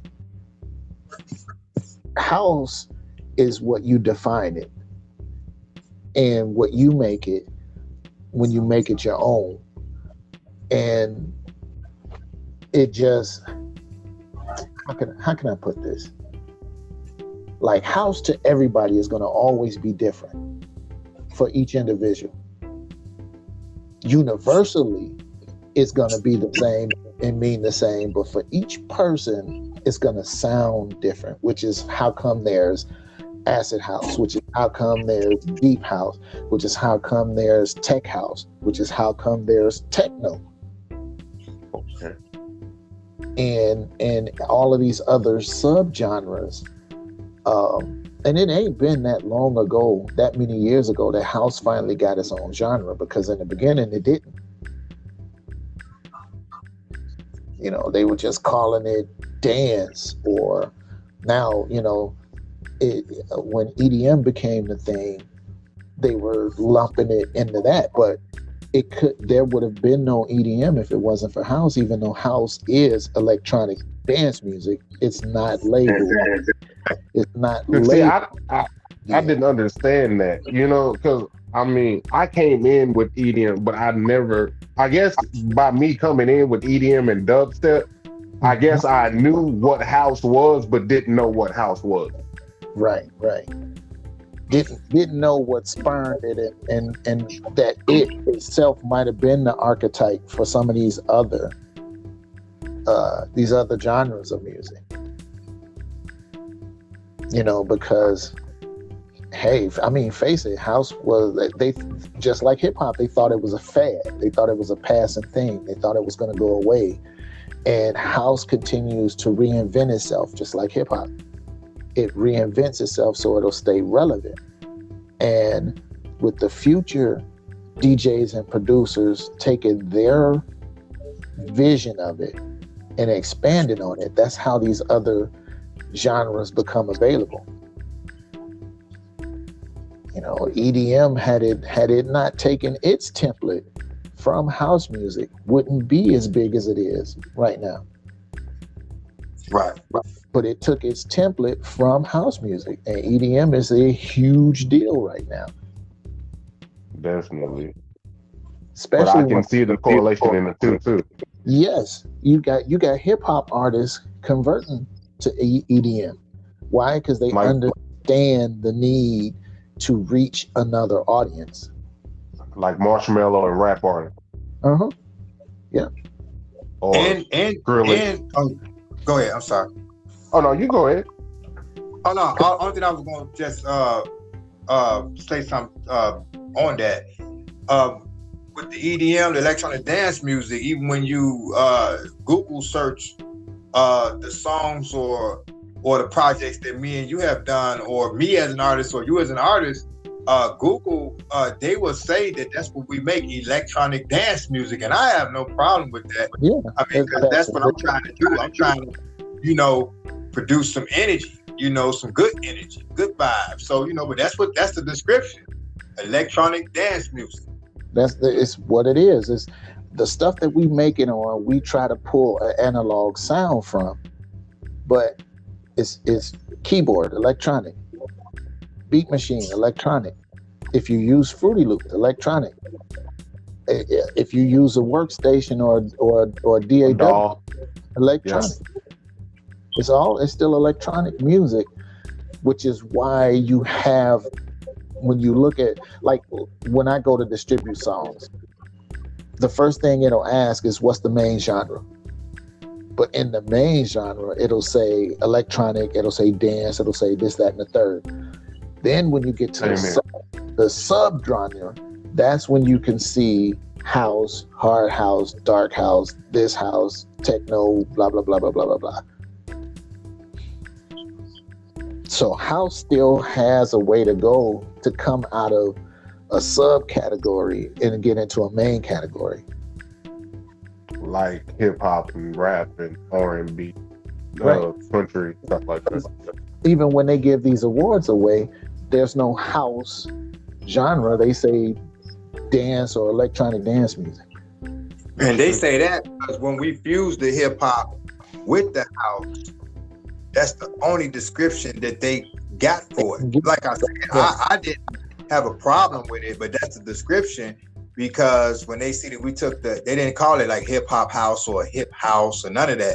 They just heard it and then they said this is electronic dance music, because we had rap and we had a hip hop vibe, but it was over a photo to flow beat, which fall up under the rules of house music. Well, yeah. You couldn't market house. There was zero way for the industry to market house music, so they had to relabel it. And you relabel it, and then this is how you market it. Well, I guess they were just reinventing themselves like what we did, Rex. Look at the Black Eyed Peas. Look at the Black Eyed Peas over their history. Yeah. And look at them now. They do EDM. will.i.am is one of the coldest dudes I heard make tracks. Oh yeah, very true. And he's loved. Yes, sir. Yeah, all over the world. Timberland did it. He did it when he relaunched Justin Timberlake and Omarion's career off EDM. Yeah, sure did. Lil Jon rebuilt himself off of EDM. Yes. And then we had, what was it? I don't know they called it at one point like shuffle music or like LMFAO, like every day I'm shuffling. That's type. That's EDM. It's electronic dance music. So basically, like, well, sometimes, like, you know how some people will jump to, I guess, well, like R&B artists sometimes go the gospel route, like, like boost their career and kind of like double back Well, that's because most of your prominent R&B artists were gospel singers. to start out with Mhm. anyway. And in order for them to find their groove, they would sing as they would if they were in church. Like the Kelly Prices and Uh-huh. Even the Casey and JoJo Haleys, they church guys. really? Yeah. Huh. If you listen to them sing, you could tell. Because you Strong got vocals. right with church singers, you got howlers and you got wailers. And if you could tell the difference in the two, you could tell who had church upbringing when they sing. That Good is stuff, true. man. If they howling when they sing, oh yeah, they was in a church somewhere. If they growling when they sing, oh yeah, you was singing in somebody's church. Yeah, that is true. 'Cause you can hear it. I want to say KC, you can hear it when he sings. Well, remember, there used to be a time when the church frowned upon R&B artists even singing in a church tone. But now they understand and recognize that you have to speak a universal language. So that's why you have like your Lecrae artist where they say, well, he's not secular, but I mean, it's like he does gospel, but he's also a rapper as well. Right. And if you look at even in the Bible, it'll tell you have to speak their language for people to understand you. Right. So what better way if you're going to be a gospel artist, what better way? Because look at Kirk Franklin. You can do it. Make you feel bad that you want to get up and dance to a church song? Probably. But that's the conviction that it's supposed to make you have. Right. Shout out Fort Worth. But there's also a lot of gospel house music. A lot of Indeed. Really? Yeah. Yeah. I'm out the loop. I'm out the loop. Oh yeah. It's another guy. I'm sorry, Rex. I'm gonna reach out to him too. Lafayette Brown. He's a godfather of gospel house. Yeah. I have when my grandmother passed, I made a gospel house mix and posted it to my SoundCloud page. It's still there. I'm gonna check that out. And every song in it is awesome, man. Yeah, on the radio. Every song in it is a gospel house song. So it's just knowing the audience. It's also knowing your vision when you do something like that. If you and gospel house is, you got some people who run away from it, but you got a lot of them that don't. Real talk. You dropped gems on me tonight. I can't even lie. Like just from house, from life to the industry, like I've learned a lot just listening to y'all, to you, give us your story. And I'm pretty sure someone else is going to get something out of this as well. Because I mean, you told us a lot of things. Like you told us a lot that we need to hear and need to know as up and coming artists, producers, men, black men. You know what I'm saying? Like it's a lot of gems here if you're willing to pick them up and put them in your pocket. Right. And the biggest takeaway, and I really, really sincerely hope that most of the cats out here rapping and writing find something else to rap about. The industry holds this stuff out here because it makes them money, and but at the same time, it holds down our community. You know, it's not saying I'm definitely not saying don't rap about. I mean, you know, I'm not saying don't rap about what's going on in your neighborhood. No, because that's what helped innovate and change the scene and the culture. I'm begging the world of artists who are out here to just stop with the violence, stop degrading our women, because the true worth of a race can be measured by its woman. Good And stuff. if you forget for a moment that you have a mother, if you forget for a moment that you got a sister, if you forget for a moment that you got kids, which is why you now hear some of those same rappers say, I don't let my children hear what I do. Facts. So if you're going to make the kind of music that you don't want your kids to hear, why would you do it? Good stuff. Something to think about. That's something to think about, most definitely. You put something on their minds now. Right. And it's not, again, it's not saying you don't have, you can't rap about what's going on in your neighborhood. You can, but be more tactful about it. All the music out here right now is murder, murder, murder, kill, kill, kill, pop that pill, Gang. do this chick, gang, gang, gang, blah, blah, blah, and then you don't care. Well, when you don't care, what we have going on in our world is the result of when you don't care. Thank you. And you have to look that in the face. You know, you have to deal with that. Like, this is the backspin of all of that. You know what I mean? Mm-hmm.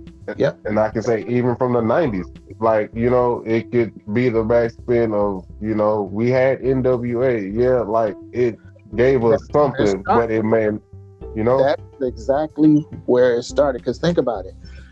Now, all NWA was doing was making music for their neighborhood. Exactly. Their model didn't change until after people started leaving. And then it got rough. And they got beef and Right. violent Right. and kind of, you know, dirty, if you want to, you know, for lack of a better word. It got way dirty, because when they were all together, it wasn't that dirty. You know, you had Unified. a couple of people there, but then once they started leaving and going their own ways, stuff changed, and groups got more and more out of whack and more crazy. And then before you know it, we had the 2 Live Crew. Right. We love them, though. Let's keep it real. Good time. I am not going front. Some of my best dance routines was the 2 Live Crew records. Some of my, we keep it real. Yeah, some of my hardest mixes had a lot of 2 Live Crew in it. But when you reflect on it and you think about it, and you think about all that was said and all that was done, right? You know, I'm real big on community, because I come from that era where, you know, your neighbors could whoop you. Yes. It takes a village. Yeah. Yes. I come from that era where you got your butt whooped in school, you got another one when you got home. I'm saying, yes, sir. And it's not like that no more. Society shifted. Society allows a lot more that was never allowed 30, 40, 50 years ago. That's definitely the truth. Now, should times change? Yeah, because time moves and time goes on. But there's some things that don't require some changes. Now, we got kids out here killing kids, and don't nobody want to say nothing. Remember when that whole no snitching move started? Stop snitching? Yeah. Mm-hmm. That's but all the rappers are snitches. Like, well, they snitching on themselves. Yeah. They're snitching on themselves. And they don't understand. Here's here's what they don't understand. Freedom of speech. Freedom of speech is what it is. However, it is not what they think it is. You're only allotted so much move room with that in your amendment.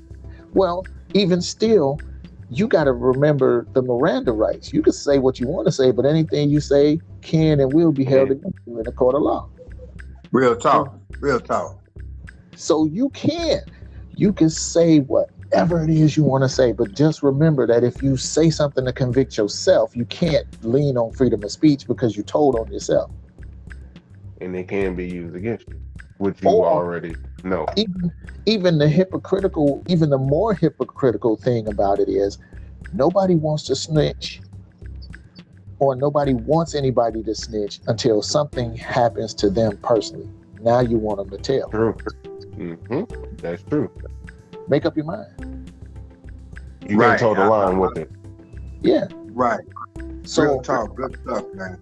As long as whatever's going on in the street is not pertaining to me, I don't care. I ain't no snitch. I ain't gonna do this. I ain't gonna that.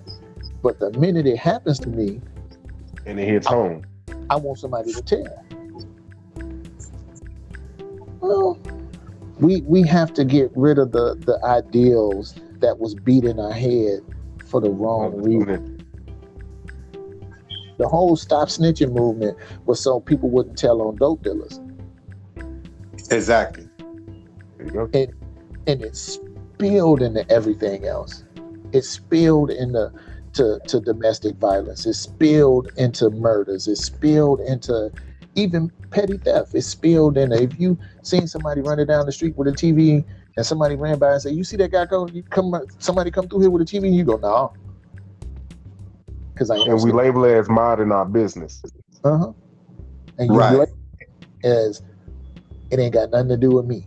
But the minute somebody kick your door in and take your stuff, somebody seen it. I know they seen it. You want the neighborhood outside patrolling for you. Right. We have to do better. And we got to do better in that respect. Yes, sir. And if I can give a little feedback into that, in those days, like what Rexx talking about, the no snitching, and it did apply to drug dealers or people that was in the community pushing a product, right? For whatever reason, their life had pulled them in that direction or whatever, or they went in that direction. Those guys did not look like drug dealers. Most of them looked like regular stand-up guys in the neighborhood. Ooh. And those guys used to encourage kids to go to school. And those guys used to throw block parties and give away book bags and do a lot of stuff for the people in the community to not. They weren't just tearing it down. Right. Exactly. He was trying to actually give back because they knew they was the doing best way they knew how. Exactly. Where they knew how. Exactly. So the whole thing, man, is overrated now. Like Rexx said, it's just I don't think people understand. You got to be accountable for what you do, and that's what those guys was trying to do. They was trying to be accountable for what they did. So you would have guys like, "Well, no, we don't sell drugs by school, or we don't sell drugs on this block." Or, there's certain zones and stuff like that. But it's totally a different era. Not saying that they was on Sundays.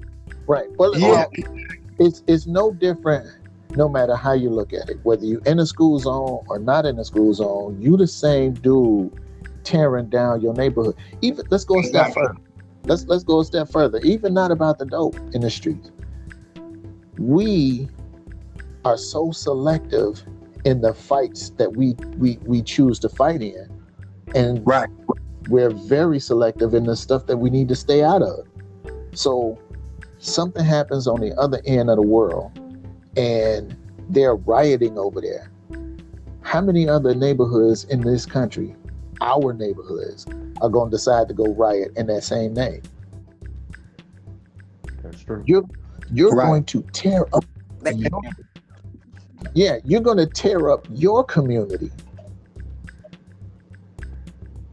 The place that you live, the place that you got to shop, the place that other people have to live and shop. There's like when that riot jumped off in several cities because of George Floyd. Now I understand because the anger was there, it was real.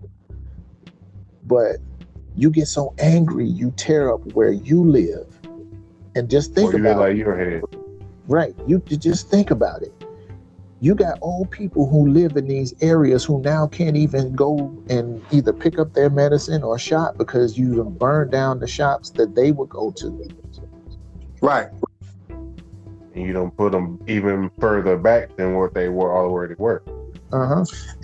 Right, exactly. And that's all I was saying, Rex and Squish, is that, you know, two wrongs don't make a right. And those guys back in those days in the late 70s, early 80s, that was, you know, fall under the umbrella as being drug dealers or kingpins or neighborhood, you know, kingpins, whatever it was, they tried to make what they were doing.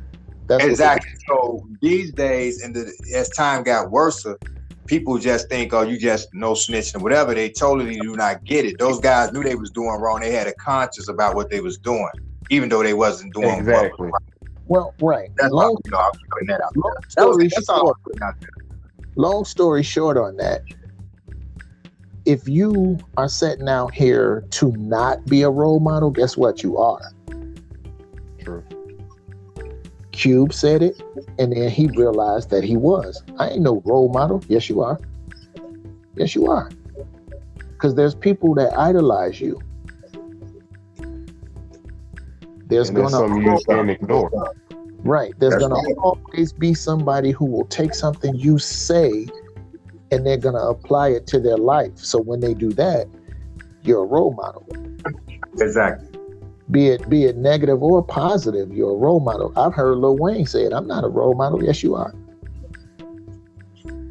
Because how many other little somebodies sprouted up behind him? Because of him. Uh-huh. Exactly. And you most definitely on point with that, Rex. And that's even piggying back to us creating like the body song or Dance Storm or even any other track that we did that had those elements in it. When I'm using certain languages, you know, like y'all mentioned, like the gangs, or, you know, certain things, you know, a certain universal words that I use, right? But it's the way that you flip it in your message too. You know, like I was saying to Squisty a couple of times in the podcast, if I say this a killer party or it's a killer party, doesn't mean that that's an invite for someone to come inside the party and start killing people. No, I'm saying that it's about the DJ, you know, killing the mix, you know, on the turntables, the atmosphere, the people sweating, having fun, dancing. This is a killer party, the atmosphere. But, you know, and that's what we do when we're making these electronic dance music, if you want to call it that. When we're creating something, me and Rex, or any one of the people that I have dealt with, and when it comes to creating songs, just to be able to take the language. That's being culturally responsible. And no doubt. And being consciously responsible, rather. Yes, because sir. No doubt. We've had this conversation before, because in one of the songs we were doing, D had a line in it referencing Donald Trump. Now this not like back in the day where every rapper was saying Donald Trump, but they were saying his name in reference to wealth. Right. And I said, we big blue face president. Yeah, I know it was. Yeah. I know what I said. No, it was a hot line, but I get you. Go ahead, Ray. At the time that he said the line, he was in a lot of heat. And I was like, dude, we need to take that out. He was like, no, it's dope. And we had this big debate about it. And after a day of him actually thinking about what I said, I said, here's the thing. I said, right now, that dude's in a hot seat over a lot of stuff. I said, I don't want it to look or sound like you either glorifying him or supporting him. We want to be neutral. Right. We want to be neutral in the things that we say in these songs, which will have an impact on the hearer. So you can say, oh yeah, if you would have been a Trump supporter, and I don't have anything against a person can support whoever they want to. You could be a Trump supporter or the supporter of the other person, but the Trump supporters most definitely would have had loved it, that line that I said, because it did glorify, you know, money in his own way. Even though I don't glorify money, but it was just a hot line, and it's the way I said the line. And Rexx heard it, and he was like, "Yo."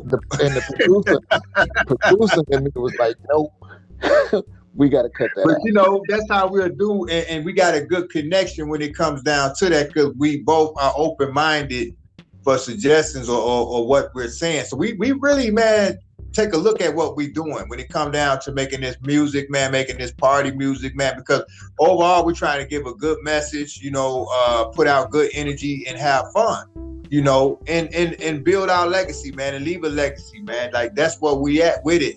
And like I said, with this brother, just the motivation, man, for me to even get back involved with music, because it was a point in my life where I was done. It wasn't no coming back.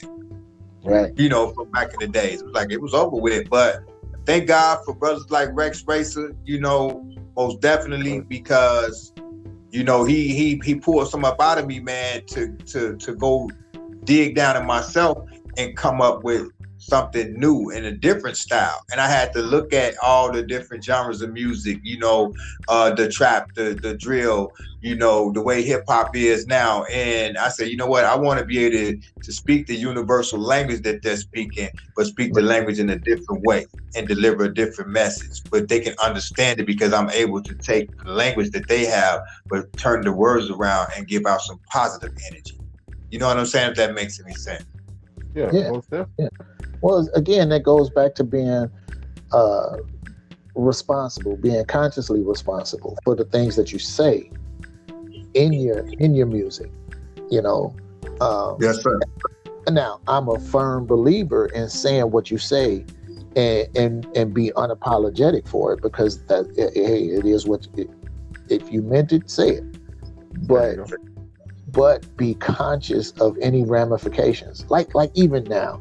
You know, we have gone, and the music has taken us so far back, because the argument is, for years, men were able to say this on a record.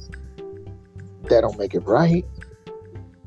And now that we have these female artists who can bring it just as hard, if not harder, than their male counterparts, you know, is just crazy right now. You know, and I don't have nothing against them or nothing like that. I just don't. It's hard for me to listen to a woman talk like that, less alone a guy. But I mean, it shouldn't. I mean, it can be different. It could, you know, it can just change the narrative. You know what I mean? Like, no one wants to go the other way. Everybody sees, okay, this is what pays. Shoot, sex, drugs, XYZ. This is what pays. So even if I'm not about that life, if I'm not from this neighborhood, I'm going to go that way because it sells, and it's faster than me waiting my time and being who I am. It is the formula. It is the formula that'll get you there the fastest. Not everybody make it. Not everybody make it, because everybody don't have the talent of the Meg Thee Stallions or the Cardi B's or even the Nicki Minaj's. None of that. Nobody. Not everybody have that kind of talent.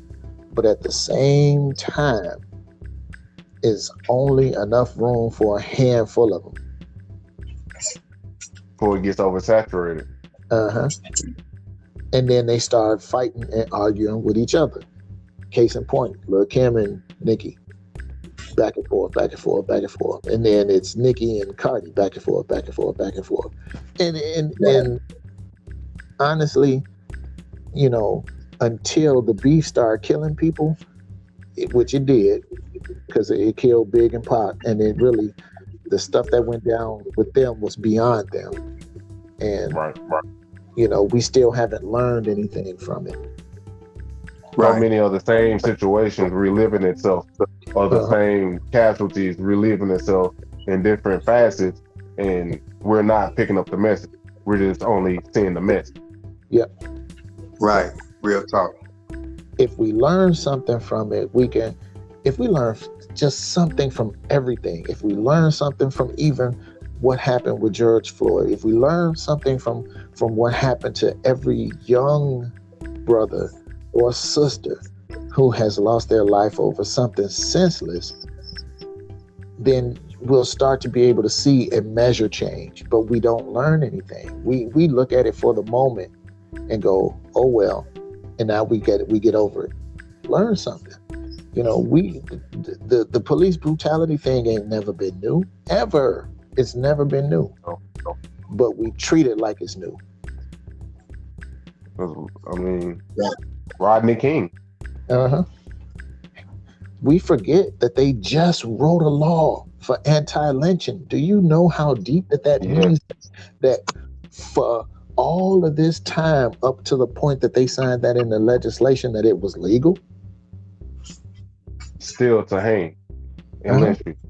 Uh-huh. So I mean, I try to spiritually uplift our people. You most definitely That's dropped what a we lot need. of jewels, man. A lot gave a lot of insight, a lot of knowledge here in this podcast interview tonight, man. A lot of good things were said. Yes, sir. I'm just hoping to be a spark. I don't even have to be a flame, just a spark for change. I would love to even be around to see some of the remnants of change starting to happen. Yes, sir. Because do I think it'll happen in my lifetime? Well, it could. Because I never thought in my lifetime I'd see us have a black president, and we did. Right, no doubt. That's real talk. So the hope that there's change for us is still there.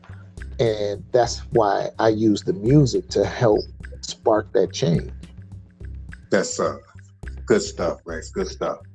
You know, I'm far from a saint. You know, my background ain't squeaky clean, but I know where I came from. I acknowledge my past for what it was, and I try to help others not make the same mistakes I did. I mean, that's really all we can do, you know. Kind of like I said, like each one teach one. Like if you find a better way, try to help somebody else find that way. You know, don't just watch your friends, you know, kind of go do everything that you know they shouldn't be doing. Mm-hmm. But then at the same time, when that day does come, God does call for whatever reason or situation, you can't be upset about it either, because it's like you had opportunities to try to pull them away, but did you actually give it a valiant effort, you know? Right. Did you actually try to do something? Thinking about it is one thing. Trying to do it is another. And I feel like so many of us, like we spoke on Juice World and, you know, our previous podcast, like I said, it's crazy how many people mourn that man, but how many people was around him in the club giving him the Percocets, giving him the lean. Why wasn't there just that one bad friend or homie to just say, you know what, I'll be the bad friend tonight, I'm not giving you nothing, you know? Could that have saved him? Could that, or isn't that what we're supposed to do as a people? Like, if I see you messing yourself up, or not even the bag, but just something I see, like you basically throwing it away, well, that's how I'm supposed to hold you accountable. Yeah, but then each generation comes up with their new thing, and nobody, now that's from the 60s all the way up to now, nobody wanted to be looked at as square, even though nobody uses that term no more. The notion is the same. Right. You don't want to be the buzzkill or the party pooper or whatever it is they calling each other now today. Because coming up back then, you was square. The 80s, you was called a party pooper. Some point they called you dull. Then they start calling you lame. You don't want to be that person. And one thing we do know, the people in the world, no matter what, the good or the bad, everybody want to party. Yeah. In the midst of all of that, yes. And that's why we try to make this good music, you know. Well, you know, at least bring some positive energy though to the party. But what you said, everything you said is most definitely a factor, you know, and it's true. You know, you spoke a lot, you know what I'm saying? Well spoken, man. The way you was putting those words together, man. A lot of truth, man, in what you said, you know, and the way you said it. I learned a lot myself, even tonight, and we've been knowing each other for years, you know, even certain things that we hadn't talked about. So that's what's up, man, you know, and just keep this positive thing going, man, you know, and like you said, man, just even that part when you said about not believing that we would see a black president, but we see one, and then going into the part where will we be here to really see a change, you know what I'm saying, because of the situations that's going on. And basically we like what you put out there, we do turn, the music is therapeutic for us to even to have a blessing or the gifts from God to even make music or write songs or write lyrics. So we take that as in a therapeutic way and try to give it back to the community and hope that is giving out a positive vibe or a good vibe or make a person think, you know, it's something better I can be doing with my time instead of doing something that's wasting my time or something that can end my time. You know what I'm saying? Well, let me enjoy my time, that type of thing. That's what we want to see you do. Think about it this way. Music is life, right? So yes, sir. You take music, and music is life. Now you take the different communities that enjoy their music, for them, you take hip hop, that music is life. You take house, that music is life. You take R&B, that music is life. You take rock and roll, that music is life.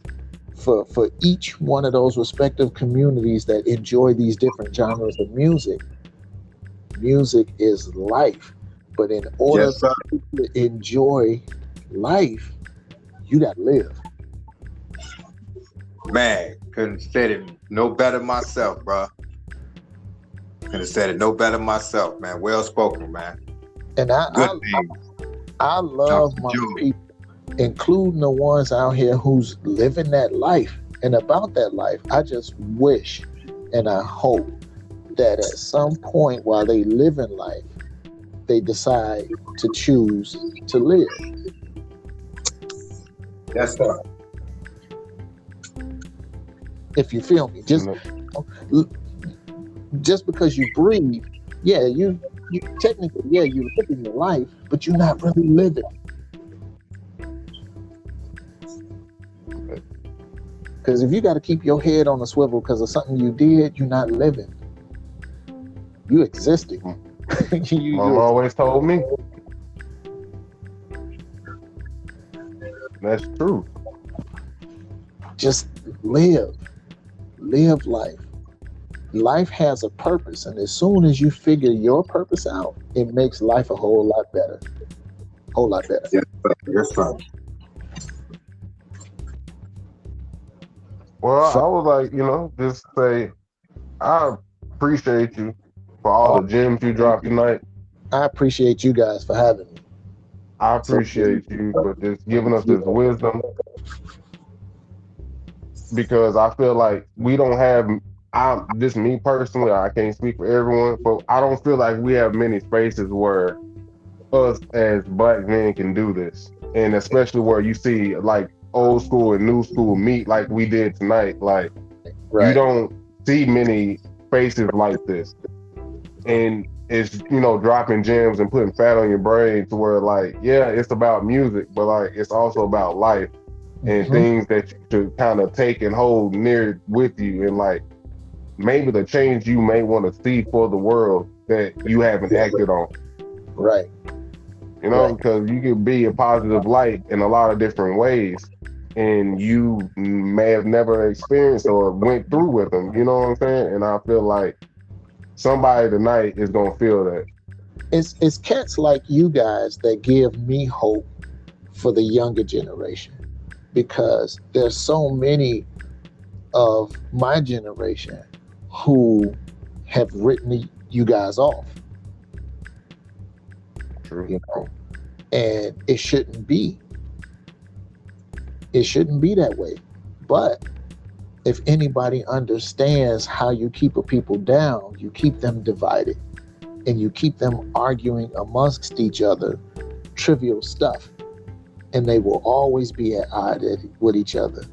We're most dangerous when we come together. We're only a And danger. We're only a danger to ourselves when we stay divided. That's it. Good stuff. Good stuff, man. Is there anything you know you want to plug, or record label, sites, anything? Plain face music. You can find any of the plain face music artists on your favorite streaming sites, your download sites. If y'all listening on Spotify, matter of fact, even if you pull me up and it pulls my label up, you can click on my label link and it'll show you all of the releases from the other labels. I do have other rappers. I got R&B singers. So it's more than just house music. Any artist or inspiring artist who's looking to be heard, you can email me your demos at plainfacemusic@gmail.com. And plainface is spelled PLAINFACE, music@gmail.com. And I will listen to it. Not only will I listen to it, I'll get back to you. I listen to all of those tracks myself, so I don't send them off to somebody else to listen to them. I listen to them myself. There you go. I mean, I got a good feeling, bro. Like if you have to, like, do whatever you gotta do to get that demo in, man. Because I mean, it's not too many people out here that I know of and that I've seen that's actually being genuine for what they do and what they love.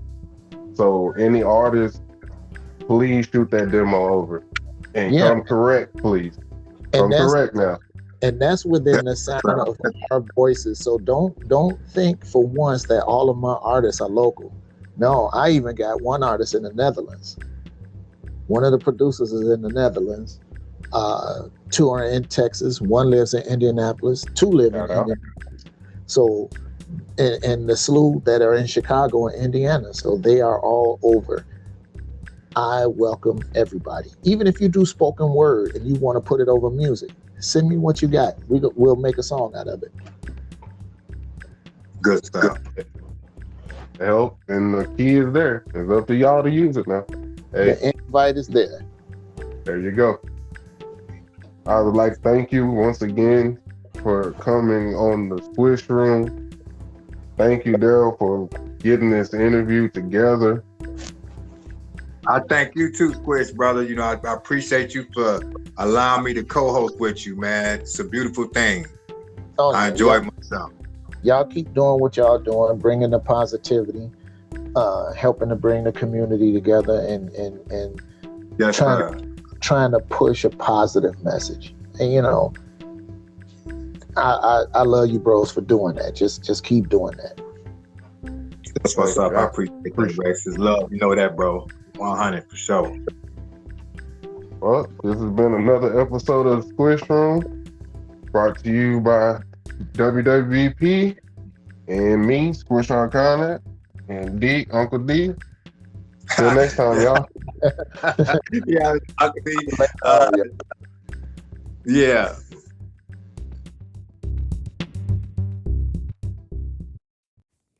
On behalf of the Squish Room, I would like to thank the legendary Rexx Racer for coming on to the podcast, blessing the Squish Room with all the gems, all the knowledge, everything that you could think of. I appreciate it. I think all the listeners appreciate it as well. And I just hope that everyone received the message that he was trying to put out. The positivity, thinking about the community, positive energy, positive music, you know, how basically a lot of this stuff that we're seeing is just coming around full circle. A lot of things that you think is its own genre started somewhere else. Like, there's a lot of history and knowledge in this podcast and in this episode. So I hope you open your head up a little bit and absorb some of it. Till next time, y'all. Peace.